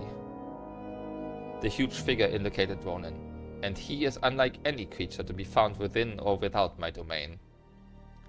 We have come a long distance and are frankly lost, Great One. We know not where we are. To the mage's surprise, this brought thundering laughter from the demigod. Cenarius' laughter made more flowers bloom, brought songbirds to the branches around the trio, and set into motion a soft spring breeze that touched Krasus' cheek like a lover. Then you are from far off. Where else could you be, my friend? Where else could you be but Kalimdor? Kalimdor. That, at least, made sense, for where else would one find night elves in numbers? Yet, knowing where he and Ronan had been deposited answered few other questions. So I suspected, my lord, but I sensed an unsettling change in the world, Cenarius interrupted. An imbalance, a shifting. I sought out its origin and location in secret. And while I did not find all I searched for, I was led to you two. He stepped past Krasus to once more study the slumbering Ronan. Two wanderers from nowhere. Two lost souls from nothing. You are both enigmas to me. I would rather you had not been in the first place. Yet you saved us from captivity. The Forest Lord gave a snort worthy of the most powerful stag. The Night Elves grow more arrogant. They take what does not belong to them and trespass where they are not wanted. It is their assumption that everything falls under their domination. Although they did not quite intrude upon my realm, I chose to make them do so in order to teach them a lesson in humility and manners. He smiled grimly. That, and they made it simpler for me by bringing what I desired directly here. Krasus felt his legs buckling. The effort to keep on his feet was proving monumental. With determination he stood his ground. They too seemed to be aware of our sudden arrival. Zinashari is not without its own ability. It does, after all, overlook the well itself. The Dragon Mage rocked, but this time not because of weakness. In his last statement, Cenarius had said two words that set fear into Krasus' heart. Zinashari? Aye, mortal, the capital of the Night Elf's domain. Situated at the very shores of the Well of Eternity. You know not even that? Disregarding the weakness he revealed to the demigod, Krasus dropped to the ground, sitting in the grass and trying to drink in the staggering reality of the situation. Zinashari. The Well of Eternity. He knew them both, even as perforated as his memory had become. Some things were of such epic legend that it would have taken the complete eradicating of his mind for Krasus to have forgotten them. Zinashari and the Well of Eternity. The first, the center of an empire of magic, an empire ruled by the Night Elves. How foolish of him not to have realized that during their capture. Zinashari had been the focal point of the world for a period of centuries. The second, the Well, was the place of magic itself, the endlessly deep reservoir of power spoken of in odd whispers by mages and sorcerers throughout the ages. It had served as the core of the Night Elf sorcerers' powers, letting them cast spells of which even dragons had learned respect. But both were things of the past. The far past. Neither Zinashari nor even the wondrous and sinister Well existed. They had long ago vanished in the catastrophe that... And there Krasus' mind faltered again. Something horrible had happened that had destroyed the two, had ripped the very world asunder, and for the life of him he could not recall what. You are not yet recovered, Cenarius said with concern. I should have left you to rest. Still fighting to remember, the mage responded. I will be. I will be alright by the time my friend awakens. We will leave as soon as we can and trouble you no longer. The deity frowned. Little one, you misunderstand. You are both puzzle and guest to me, and so long as you remain the former, you will also remain the latter. Cenarius turned from him, heading toward the guarding flowers. I believe that you need sustenance. It shall be provided shortly. Rest well until then. Cenarius did not wait for any protest, nor did Krasus bother with one. When a being such as the Forest Lord insisted that they stay, Krasus understood that it would be impossible to argue otherwise. He and Ronan were guests for as long as Cenarius desired, which, with a demigod, might be the rest of their lives. Still, that did not worry Krasus so much as the thought that those lives could be very short indeed. Both Zinashari and the Well had been destroyed in some monstrous catastrophe. And the more the Dragon Mage pondered it, the more he believed the time of that catastrophe was rapidly approaching. I warn you, my darling counselor, I adore surprises, but this one I expect to be quite delicious. Xavier's but smiled as he led the queen by the hand into the chamber where the highborn worked. He had come to her with as much graciousness as he could command, politely pleading with her to join him and see what his sorcerers had accomplished.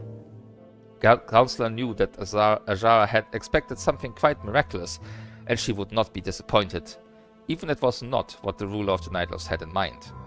Okay, quick ad break.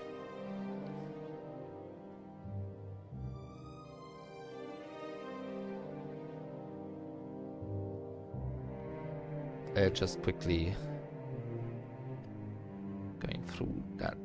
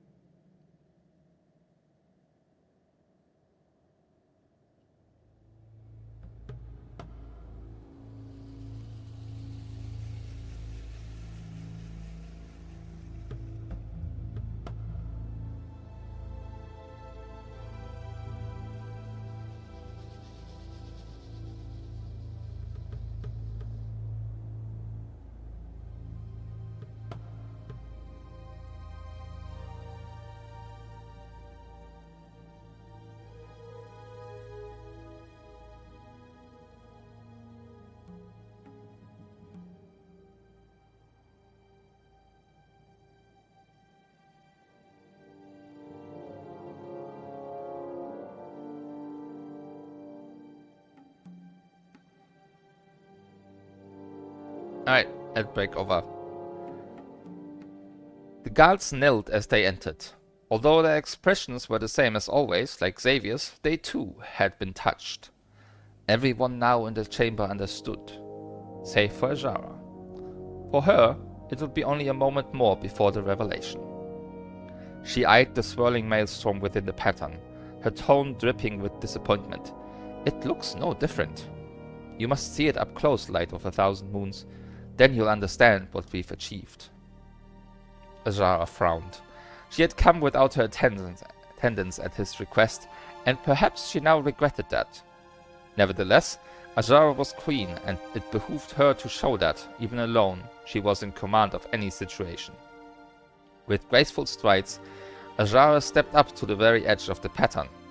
She first eyed the work of the highborn currently casting, then deigned to set her gaze upon the inferno within. It still strikes me as unchanged, dear Xaviers. I expected more from... She let out a gasp, and although the counselor could not see her expression completely, he made out enough to know that Azara now understood. And the voice he had heard before, the voice of his god, said for all to hear, I am coming.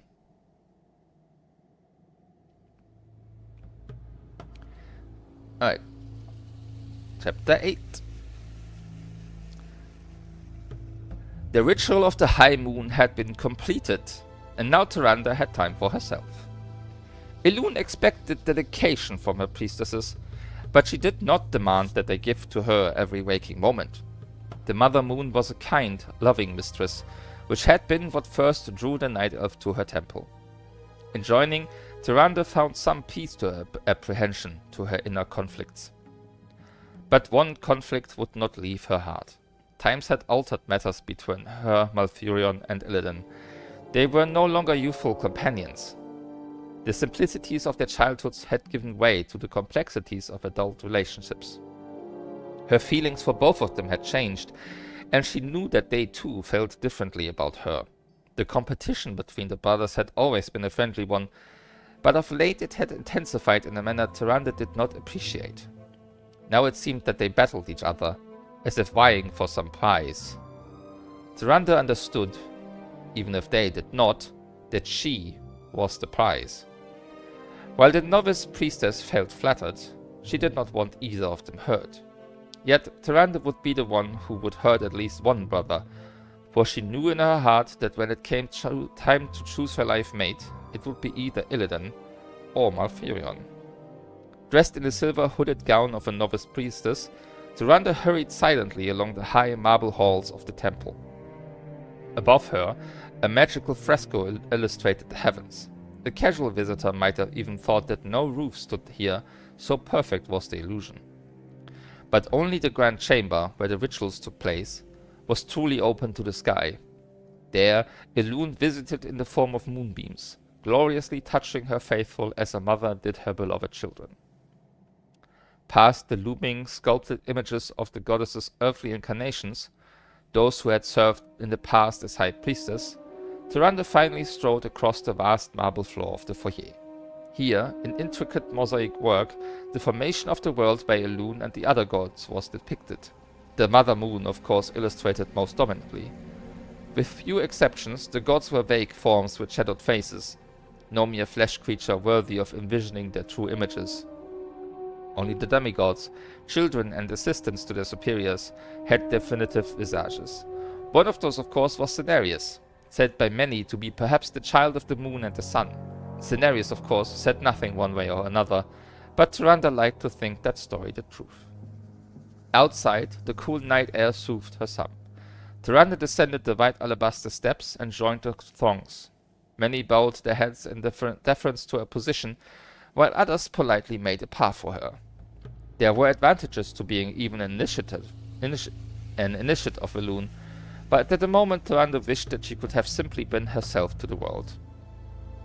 Suramar was not as so glorious as the Najari, but it had a presence all its own. Bright, flashy colors filled her gaze as she entered the main square, where merchants of all status plied their wares on the population. Dignitaries in rich diamond-sequined robes of sun-red and fiery orange, their noses upward and their eyes only on the path ahead, walked alongside low-caste elves in more plain garments of green, yellow, blue, or some mix of the colors. In the market, everyone made an appearance in order to show themselves off as best they could. Even the buildings acted as displays for the inhabitants, every color of the rainbow represented in the view Tyrande had. Some businesses had been painted in as many as seven shades, and most had dramatic images splashed across every side. Torchlight illuminated most, dancing flames considered a lively accent. The few non-night elves whom the novice priestess had met during her short life seemed to find her people garish, even daring to say that Tyrande's race must be colorblind. While her own tastes tended to be more conservative, albeit not so much as Malfurion's, Tyrande felt that night elves simply appreciated better the variety of patterns and shades that existed in the world. Near the center of the square, she noted a crowd gathered. Most gestured and pointed, some making comments either of disgust or mockery. Curious, Tyrande went to see what could be of such interest. At first, the onlookers did not even notice her presence. Certainly a sign that whatever they watched must be a rare marvel. She politely touched the nearest figure, who upon recognition immediately stepped aside for her. By this method, she managed to wend her way deep into the throng. A cage just slightly shorter than her stood in the midst of it all. Made of good strong iron bars, it evidently held a beast of some strength, for it rattled harshly, and now and then an animalistic growl set the audience to renewed murmurs. Those directly in front of her would not move, not even discovered who had tapped them on the shoulder. Frustrated and curious, the slim night elf shifted position, attempting to see between one pair. What she beheld made her gasp. "What is it?" Tyrande blurted. "No one knows, sister," replied what turned out to be a sentry standing duty. He wore the breastplate and robes of one of Suramar's watch. The moon guard had to spellcast it at least 3 times to bring it down. Tyrande instinctively glanced around for one of the hooded, green-robed wizards, but saw none. Likely they had ensorcelled the cage, then left the secured creature in the hands of the watch, while they went to discuss what to do with it. But what had they left? It was no dwarf, although in some ways its build reminded her of one. Had it stood straight, it would have been about a foot shorter than a night elf, but at least twice as broad. Clearly the beast was a creature of brute strength, for never had she seen such musculature. It amazed Tyrande that even with spells cast upon the cage, The prisoner had not simply bent the bars aside and escaped. A high-caste onlooker suddenly prodded the stooped figure with his golden staff, which caused renewed fury within. The night elf barely pulled his stick out of reach of the thick, meaty paws. The creature's squat, round-jawed face contorted as it snarled its anger. It likely would have managed to snag the staff, if not for the thick chains around its wrist, ankles, and neck. The heavy chains were not only the reason it stayed stooped, but also why it could never deal with the bars, even supposing it had the strength and resolve. From horror and disgust, Tyranda's emotions shifted to pity. Both the temple and Cenarius had taught her respect for life, even that which seemed at first only monstrous. The green-hided creature wore primitive garments, which meant that it, or he, in most probability, had some semblance of intelligence. It was not right, then, that he be set up for show like some animal. 2 empty brown bowls indicated that the prisoner had at least been given some sustenance, but from his massive frame, the novice priestess suspected it was not nearly enough. She turned to the sentry. "He needs more food and water." "I've been given no orders for such, sister," the sentry respectfully replied, his eyes ever on the crowd. "That shouldn't require orders." Tyranda was rewarded with a slight shrug. "The elders haven't decided what to do with it yet. Maybe they don't think it'll need any more food or drink, sister." His suggestion repulsed her. Night Elf justice could be very draconian. "If I bring some sustenance for him, will you attempt to stop me?" Now the soldier looked uncomfortable. "You really shouldn't, sister.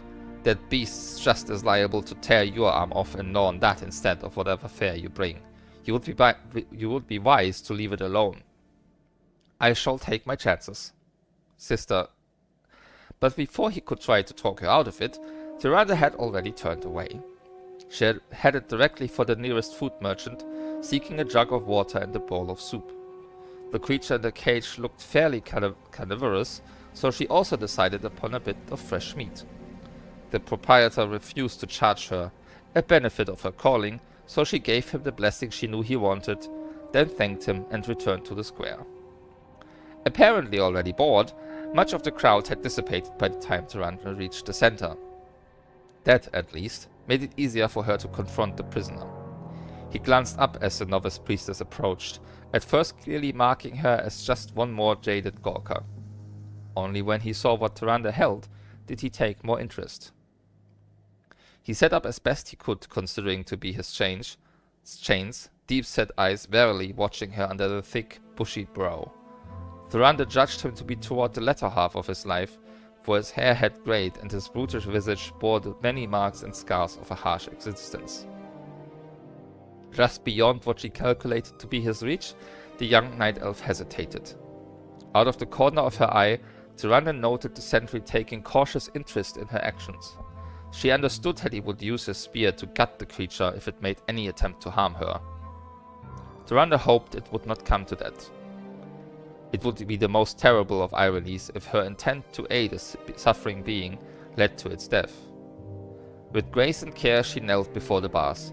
"Do you understand me?" He grunted, then finally nodded. "I've brought you something." She held out the bowl of soup first. The very eyes, so different from her own, fixed upon the bowl. She could read the calculation in them. Once they flickered ever so briefly in the direction of the nearest guard. The right hand closed, then opened again.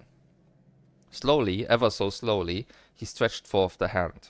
As it neared her own, Tyranda saw how huge and thick it really was, massive enough to envelop both of hers without difficulty.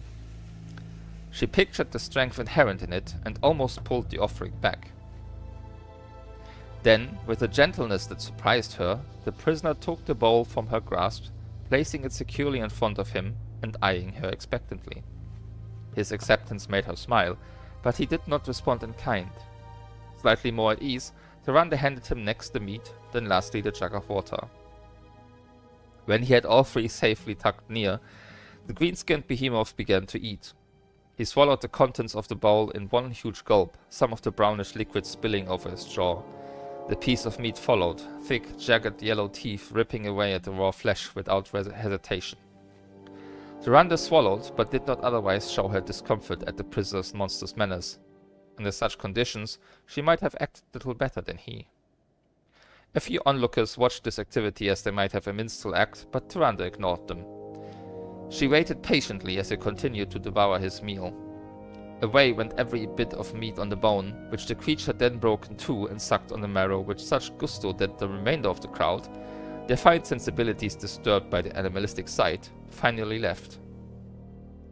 As the last of them departed, he suddenly dropped the bone fragments and, with a startling deep chuckle, reached for the jug. Not once had his eyes strayed from the novice priestess for more than a second.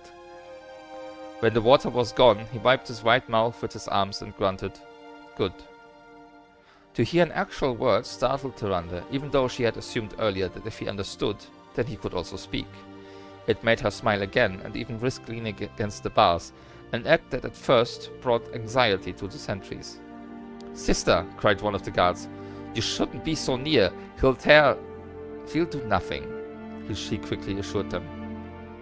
Glancing at the creature, she added, "Will you?" He shook his head and drew his hands close to his chest as a sign. The sentries backed away but remained watchful. Ignoring them once more, Tyrande asked, "Do you want anything else? More food?" "No." She paused and said, "My name is Tyrande. I'm a priestess of Elune, the Mother Moon." The figure in the cage seemed disinclined to continue the conversation, but when he saw that she was determined to wait him out, he finally responded, Broxigar, sworn servant of the war chief Thrall, ruler of the Orcs. Tyrande tried to make sense of what he had said. That he was a warrior was obvious by his appearance. He served some leader, this Thrall, a name in some ways more curious than his own, for she understood its meaning and therefore understood the contrary nature of a ruler so titled. And this Thrall was lord of the Orcs, which Tyrande assumed must be what Brox was. The teachings of the temple were thorough, but never had she heard there or anywhere else of a race called the Orcs. Certainly, if they were all like Brox, they would have been well remembered by the Night Elves. She decided to delve deeper. "Where are you from, Brox? How did you get here?" Immediately, Tyrande realized that she had erred. The Orc's eyes narrowed and he clamped his mouth shut. How foolish of her not to think that the Moon God had already questioned him, and without the courtesy that she had shown so far. Now he must have thought that she had been sent to learn by kindness what they had failed to gain by force and magic. Clearly desiring an end to their meeting, Brox picked up the bowl and held it toward her, his expression dark and untrusting. Without warning, a flash of energy coursed into the cage from behind the novice, striking the Orc's hand. With a savage snarl, Brox seized his burnt fingers, holding them tight. He glared at Tyrande with such a murderous gaze that she could not help but rise and step back. The sentries immediately focused on the cage, their spears keeping Brox pinned to the back bars. Strong hands seized her by the shoulders, and a voice she knew well anxiously whispered, "Are you safe, Tyrande? That foul beast didn't hurt you, did he?" "He had no plans to do me any harm," she blurted, turning to face her supposed rescuer. "Illidan, how could you?" The handsome Night Elf frowned, his arresting golden eyes losing some of their light. "I was only fearful for you. That beast is capable of—" Tyrande cut him off. "In there he is capable of very little, and he is no beast." "No?" Illidan leaned down to inspect Brox. The Orc bared his teeth but did nothing that might otherwise antagonize the Night Elf. Malfeon's brother snorted in disdain. "Looks like no civilized creature to me." "He was merely trying to hand back the bowl, and if there had been any trouble, the guards were already standing by." Illidan frowned. "I'm sorry, Tyrande. Maybe I overreacted. You must admit, though, that few others, even among your calling, would have taken the terrible risk you did. You might not know this, but they said that when he woke up, he almost throttled one of the Moon Guard." The novice priestess glanced at the stone-faced sentry, who reluctantly nodded. He had forgotten to mention that little tidbit to her. Still, Tyrande doubted it would have made a difference. Brox had been mistreated, and she had felt the need to come to his aid. "I appreciate your concern, Illidan, but again I tell you that I wasn't in any danger." Her gaze narrowed as she took in the Orc's injury. The fingers were blackened, and the pain in Brox's eyes was obvious, yet the Orc did not cry out, nor did he ask for any healing. Abandoning Illidan, Tyrande knelt again by the cage. Without hesitation, she reached through the bars. Illidan reached for her. Tyrande! Stay back, all of you! Meeting the orc's baleful gaze, she whispered, I know you didn't mean me any harm. I can mend that for you. Please, just let me. Brox growled, but in a manner that made her think he was not angry, but simply weighing his options. Illidan still stood next to Tyrande, who realized that he would strike the orc again at the slightest hint of something gone awry. Illidan, I'm going to have to ask you to turn away for a moment. What? Tyrande, for me, Illidan. She could sense his pent-up fury. Nevertheless, he obeyed her request, spinning around and facing one of the buildings surrounding the square. Tyrande eyed Brox again. His gaze had shifted to Illidan, and for the briefest moments she read the satisfaction in them. Then the orc focused on her and gingerly offered up the maimed hand. Taking it in her own, she studied the wound in shock. The flesh had been burned away in places on 2 fingers, and a third was red and festering. What did you do to him? She asked Illidan. Something I learned recently, was all he would say. It had certainly not been something he had learned in the forest of Cenarius. This was an example of high night elf sorcery, a spell he had cast with scant concentration. It revealed how skilled Mathuron's brother could be when the subject excited him. He clearly enjoyed the manipulation of sorcery over that of the more slow-paced druidism. Tyrande was not so certain she liked his choice. Mother Moon, hear my entreaties. Ignoring the aghast expression of the guards, she took the orc's fingers and kissed each ever so gently. Tyrande then whispered to Elune, asking the goddess to grant her the ability to ease Brox's burden, to render whole what Illidan had, in his rashness, ruined. Stretch your hand out as far as you can, she ordered the prisoner. Watching the sentries, Brox moved forward, straining to thrust his brutish hand beyond the bars. Tyrande expected some sort of magical resistance, but nothing happened. She supposed that since the orc had done nothing to escape, the cage's spellwork had not reacted. The novice priestess looked up into the sky where the moon hovered just above. Mother Moon, fill me with your purity, your grace, your love. Grant me the power to heal this. As Tyrande repeated her plea, she heard a gasp from one of the guards. Illidan started to turn, but then evidently thought better than to possibly upset Tyrande further. A stream of silver light, Elune's light, encompassed the young priestess. Tyrande radiated as if she were the moon herself. She felt the glory of the goddess become a part of her. Brox almost pulled away, startled by the wondrous display. To his credit, though, he placed his trust in her, letting her draw his hand as best she could into the glow. And as the moonlight touched his fingers, the burnt flesh healed, the gaps where bone showed through regrew, and the horrific injury that Illidan had caused utterly vanished. It took but a few scant seconds to complete the task. The orc remained still, eyes as wide as a child's. Thank you, Mother Moon, Tyrande whispered, releasing Brox's hand. The sentries each fell to one knee, bowing their heads to the acolyte. The orc drew his hand close, staring at each finger and waggling them in astonishment. He touched the skin, first tenderly, then with immense satisfaction when no pain jarred him. A grunt of pleasure escaped the brutish figure. Brox suddenly began contorting his body in the cage. Tyrande feared that he had suffered some other injury only now revealed, but then the orc finished moving. I honor you, shaman, he uttered, now prostrating himself as best as his bonds allowed. I am in your debt. So deep was Brox's gratitude that Tyrande felt her cheeks darken in embarrassment. She rose and took a step back. Illidan immediately turned and held her arm as if to steady her. Are you alright? I am... How to explain what she felt when touched by Elune? It is done, she finished, unable to respond properly. The guards finally rose, their respect for her magnified. The foremost one reverently approached her. Sister, might I have your blessing? Of course. The blessings of Elune were given freely, for the teachings of Mother Moon said the more who were touched by her, the more who would understand the love and unity she represented and spread that understanding to others. With her open palm, Tyrande touched each sentry on the heart, then the forehead, indicating the symbolic unity of thought and spirit. Each thanked her profusely. Illidan took her arm again. You need some recuperation, Tyrande. Come, I know a place. From the cage came Brox's gruff voice. Shaman, may this lowly one too have your blessing? The guard started, but said nothing. If even a beast so politely requested the blessing by one of Elud's chosen, how could they argue? They could not, but Illidan could. You've done enough for that creature. You're practically wavering. Come. But she would not deny the orc. Pulling free from Illidan's grasp, Tyrande knelt again before Brox. She reached in without hesitation, touching the coarse, hairy hide and hard, deep-browed head. May Elune watch over you and yours, the novice priestess whispered.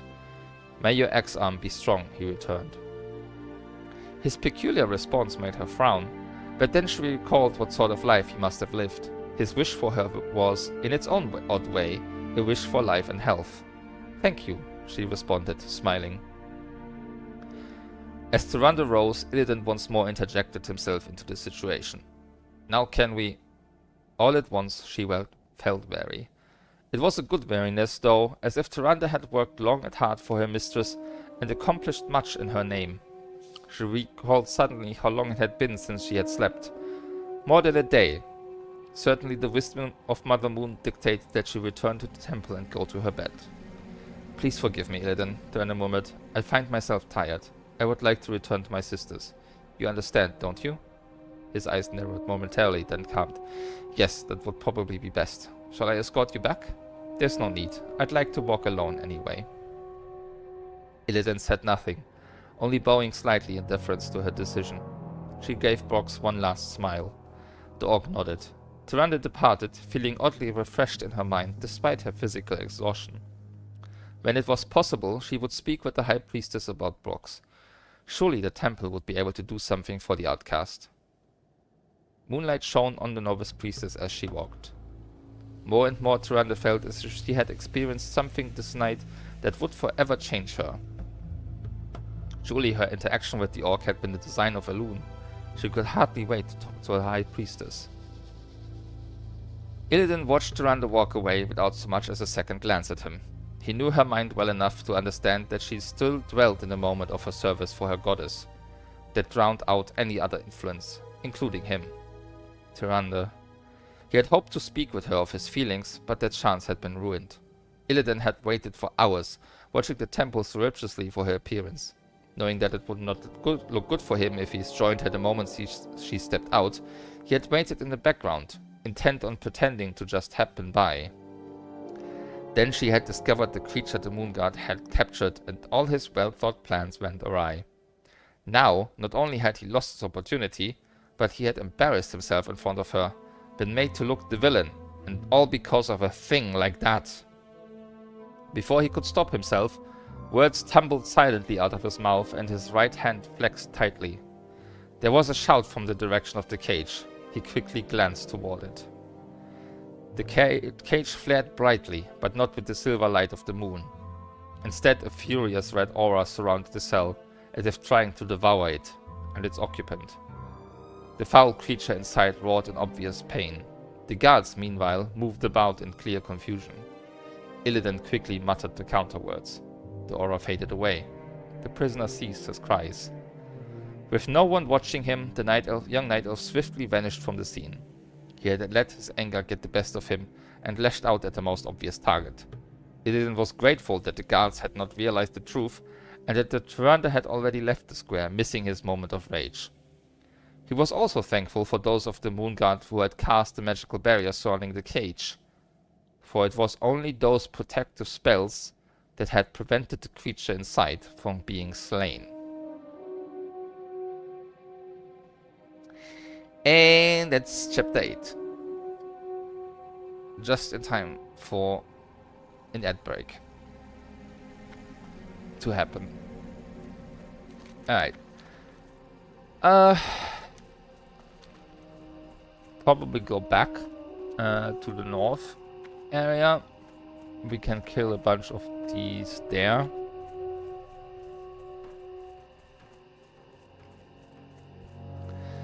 So yeah, now Tyrande has met Brox, Cenarius has Ronan and Krasus captive, so well, captive guests, as he calls it. Are you really a guest if you aren't free to leave?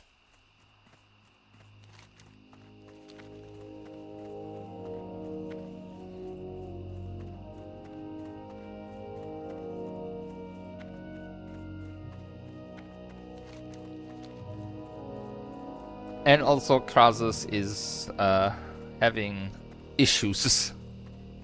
Many issues.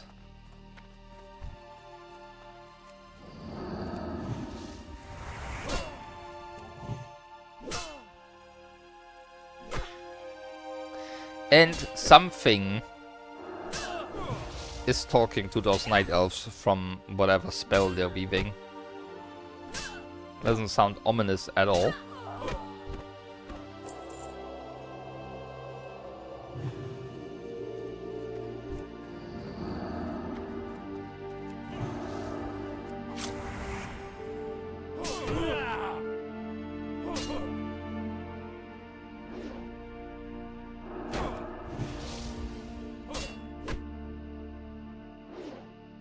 But yeah, the plot is slowly picking up. Well, it kind of has to. There's only 24 chapters. We've now gone through a third of it.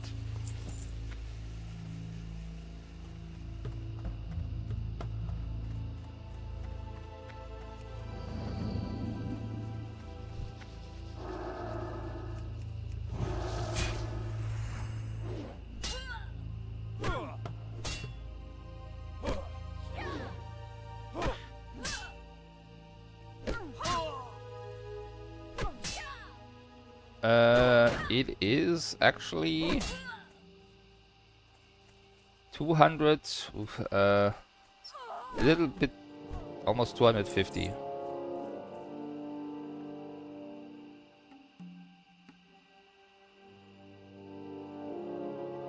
$248.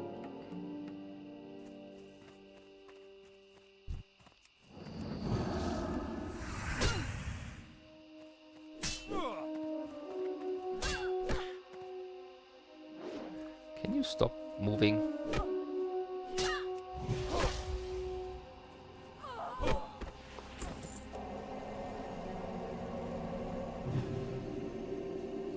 Because we're currently on page 123 of 371.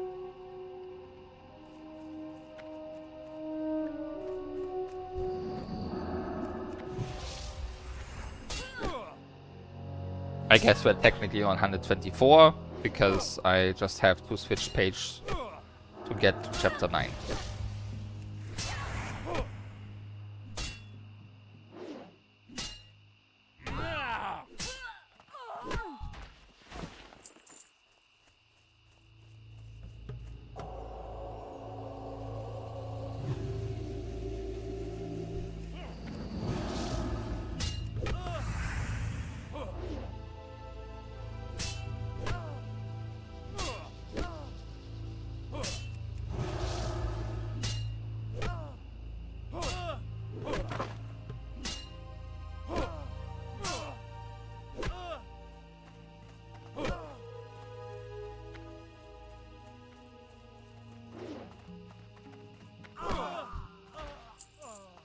Okay. I got a couple of the fires. That's good.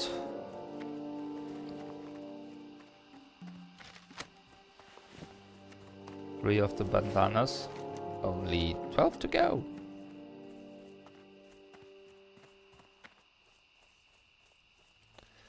Because I harvest golems, that's not the ones I need to kill. We're still 2 levels below the ones that I have to kill, so those are not happening. And there's a few more fires up here, so we'll go there.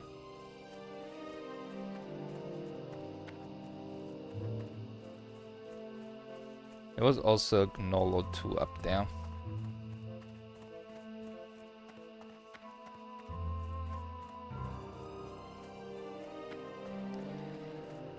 Actually, the fires around here might all currently be dead.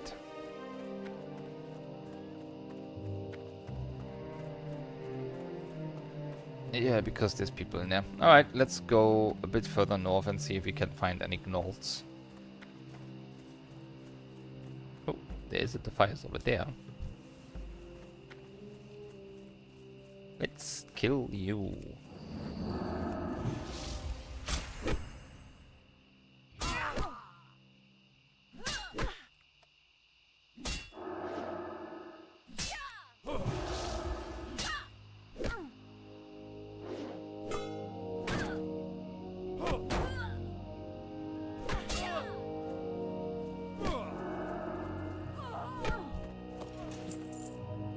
Ooh, we got a cool...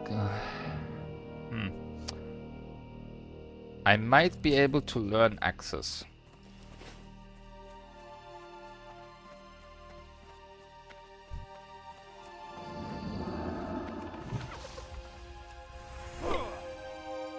That would definitely be an upgrade. 2 more damage per second and +1 stamina.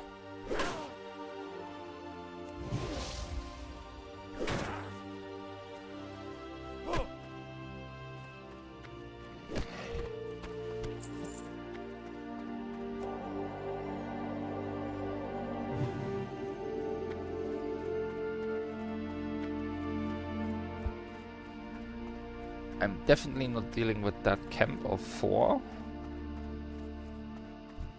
Because I will die. Do you come over? Come on. That should be enough.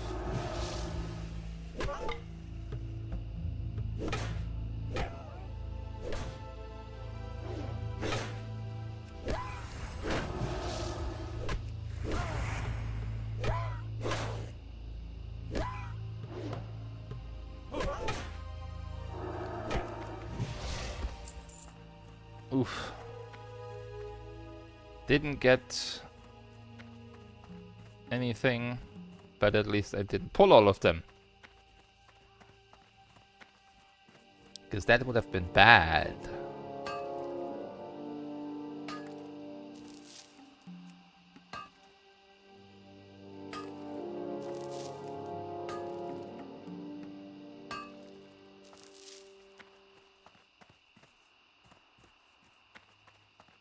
Oh, there's another. Actually, more than one.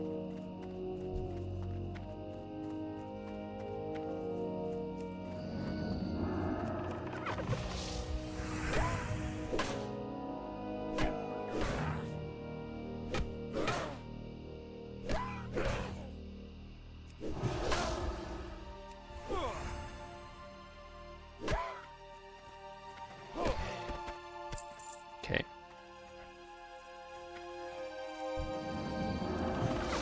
Can't wait to actually get some gear. Like, this is all still white or grey. Well, we do have one with three strength, actually.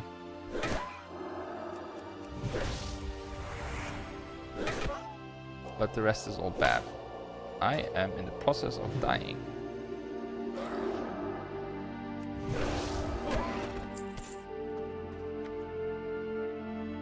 Okay, we should wait a moment before continuing.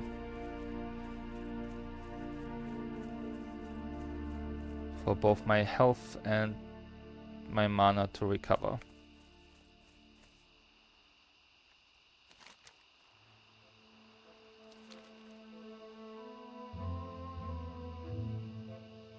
There's still so many quests that I have not even touched. Ah, okay. Potions.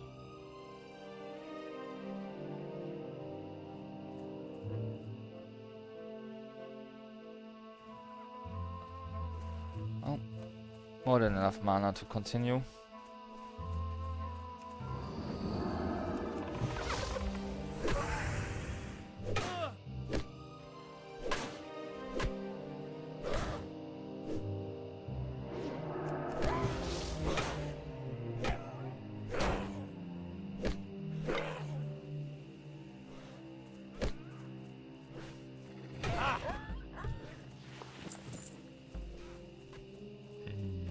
No paw.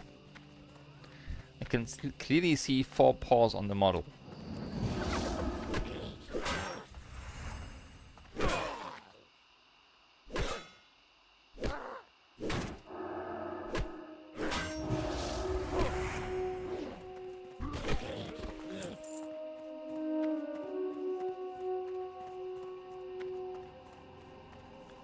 think we're getting out of gnoll range. There don't seem to be any around here. Huh? Never mind.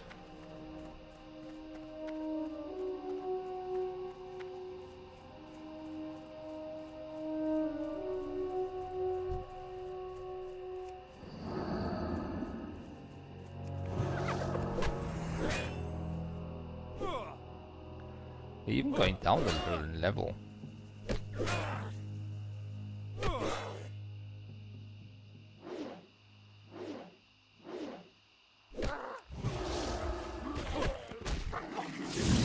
Alright. I'm sorry, what? What? What? What? Absolutely not! Get away from me! Goody, I pulled another one. Yeah, I will die. I am so dead. Why do you not reset?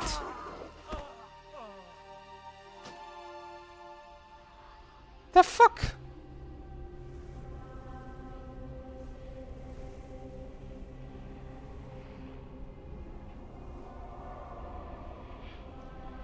I mean, I pulled that bird and it reset before the coyotes did, that I pulled from like several meters away further. Like, hey? I don't even know where the pack leader appeared from. And this is why I don't play hardcore.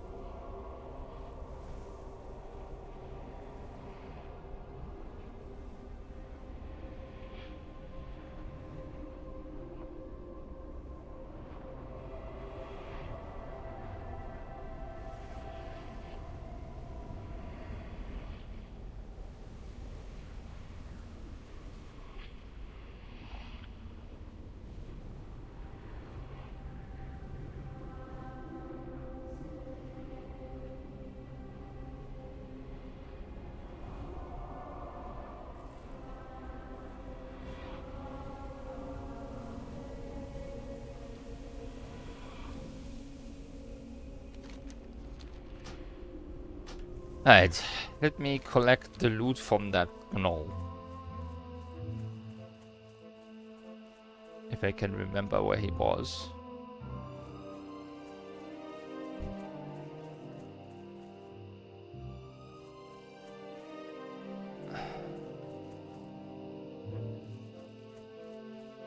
I don't want either of these things.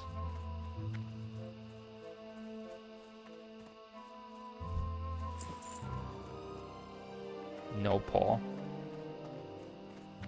Because if I pull the stupid coyote again, I will get the pack leader again. Because they seem to trigger it. Like this, the pack leader seems to automatically come to help if one of them is in combat nearby. I don't know. Apparently dying resets my aura. Not sure I like that.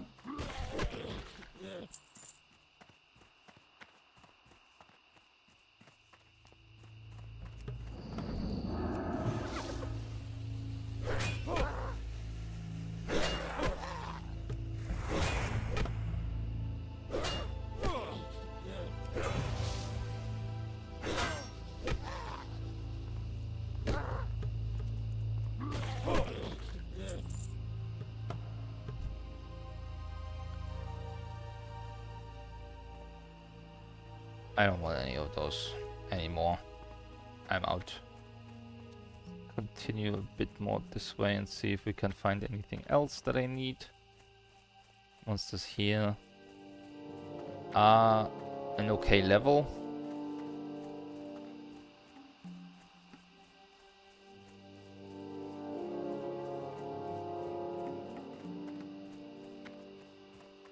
Only thing is that there's nothing useful here. But hey, maybe it will trigger an exploration thing. Aha. Some more gnolls.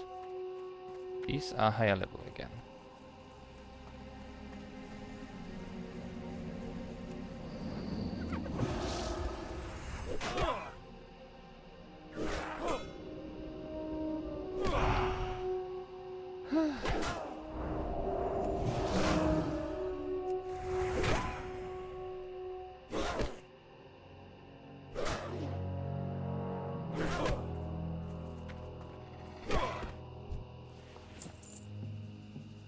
Okay. You know what? I'll actually will turn in this quest and we'll go back to a paladin trainer.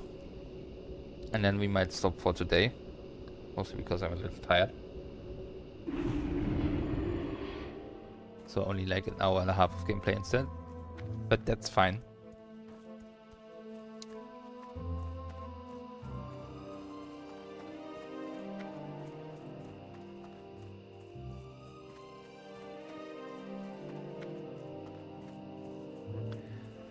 We made very little progress today.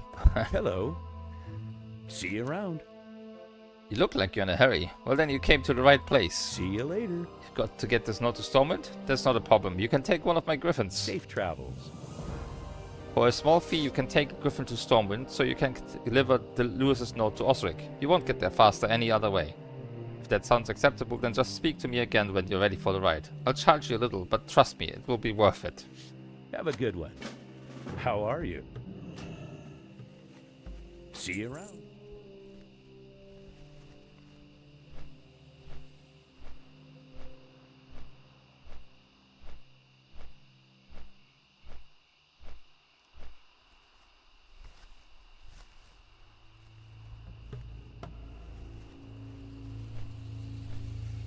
Already checking who's online.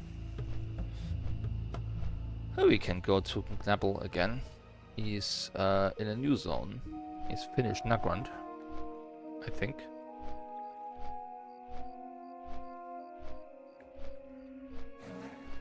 I was hoping that Shax would be online today, but he's not. Too bad.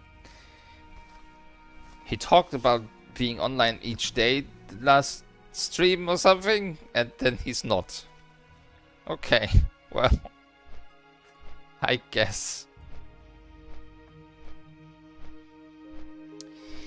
Maybe this time the raid will be more useful because I'm actually doing WoW this time and not FF14. It's like, okay, I understand very little, but it's okay, sounds great.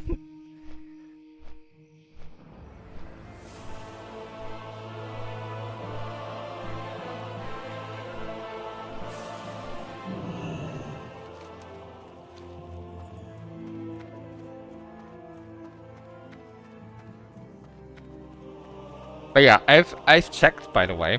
There is about 6 books or so that I need to get through before TBC. 3 of them, obviously, the Well of Eternity stuff.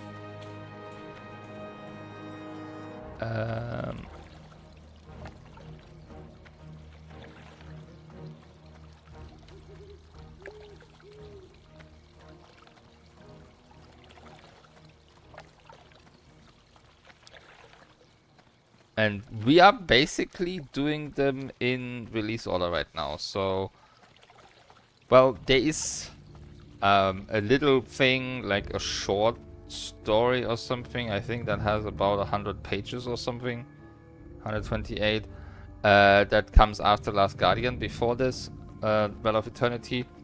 But basically, the big books were Well of Eternity, those three, the War of the Ancients, and then there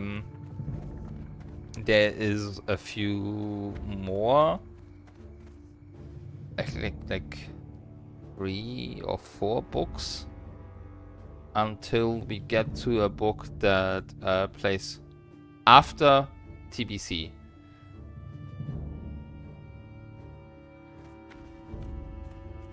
I buy and trade.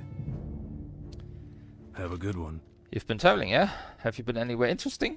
See you around. Ah, a note from Quartermaster Lewis? I'm not surprised he needs more gear. Sentinel Hill is far away, in a land Stormwind has all but forgotten. Well, thank you, Dustin. Here's some money to cover your travel costs. See you later. I gathered into this crate everything Lewis asked for. Can you take it to him? If you've already spoken to Thor in Westfall, then you can take Griffin back to him.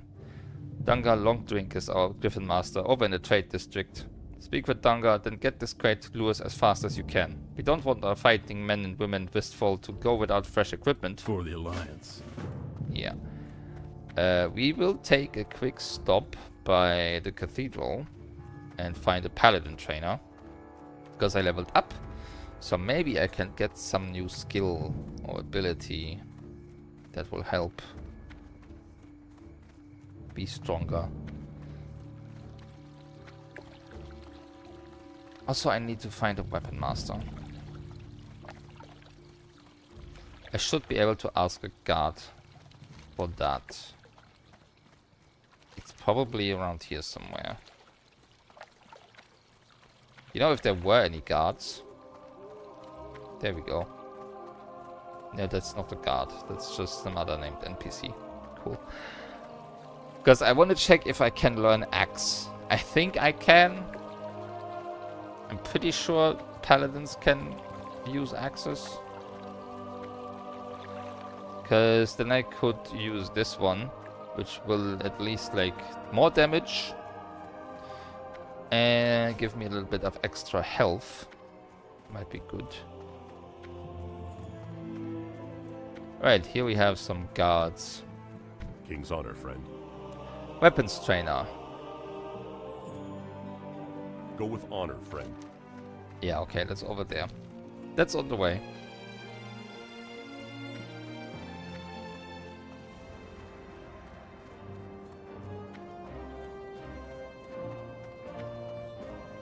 Alright, paladin trainer. That's priest.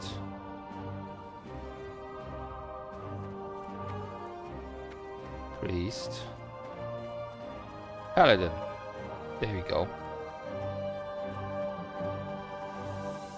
Light be with you. Nothing. Excellent. For the Alliance.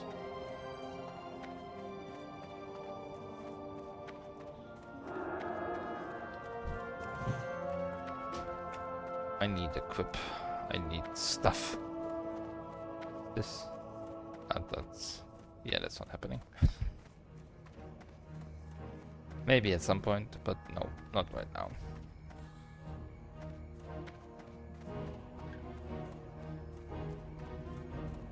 And let's quickly check how much access cost.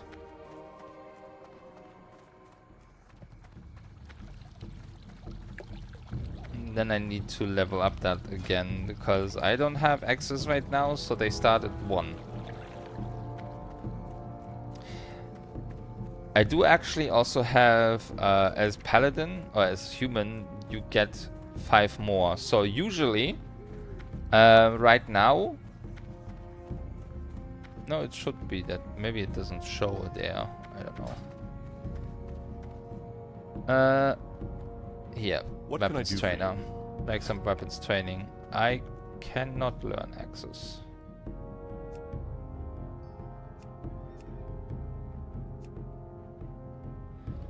Well, we'll learn these Be two, careful. I suppose. Well, maybe that got added in later things. No new gear for me.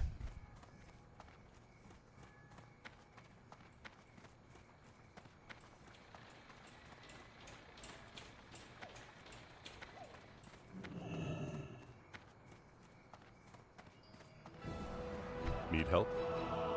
For the Alliance. Is that sweat on your brow, lad? You've been running too much. Next time, take a griffin.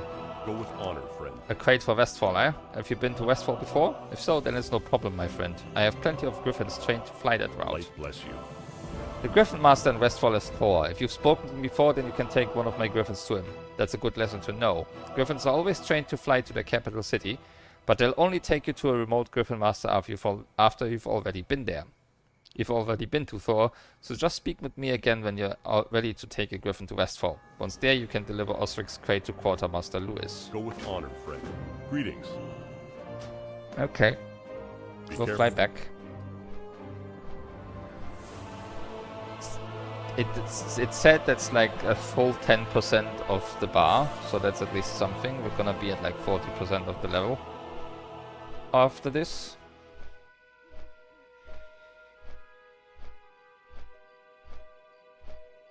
Yeah, leveling is slow and classic. And we're gonna have to do this a bunch of times.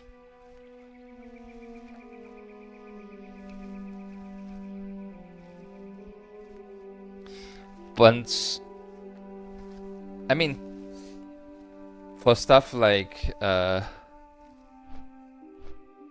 can do some leveling off stream. If I have done a couple of the zones, I can quest through those zones on my own. And we'll keep just the new lore stuff. But the early zones are definitely all something I need to show off. After that, like, there's only so many zones you can do at certain levels, so obviously there will be repeats that I have to do, but those you don't need to see on stream. Leveling is slow enough as it is. I might switch over to retail once we hit TBC stuff, when I have to switch, but we're not anywhere close to that.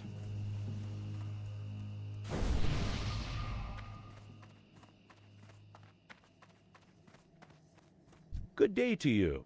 Have a good one. You're back from Stormwind? Did Osric send the armor? See you later. Great, you brought the armor. We'll get this divvied to those who need it immediately.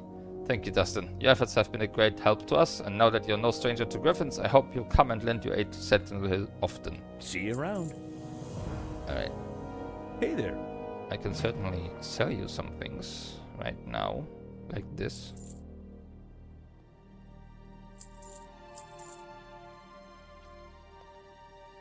I don't need this anymore.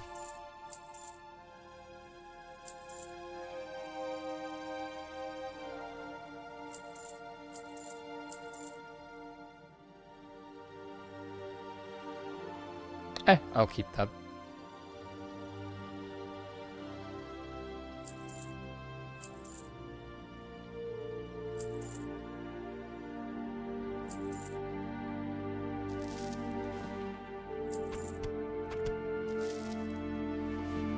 Maybe we have plenty of space, at least right now.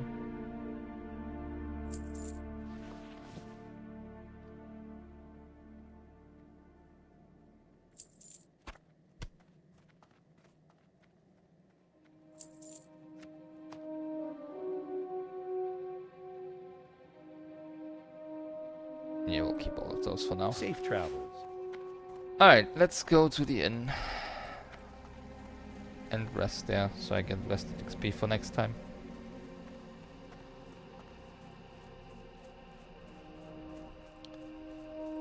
Yeah, still about 7,000, little less than 7,000 experience for the next level, so, you know, things take a while here.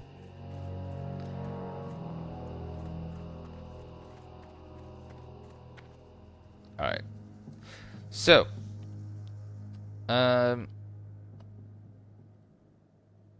I'm just gonna send you over straight to Gnabble, because before that hits, which it might anyway, but have a nice evening. I'll see you next time, probably tomorrow, for a raid in FF14, and we'll continue this on next Tuesday for chapters 9 and 10 and more Westfall. Bye bye!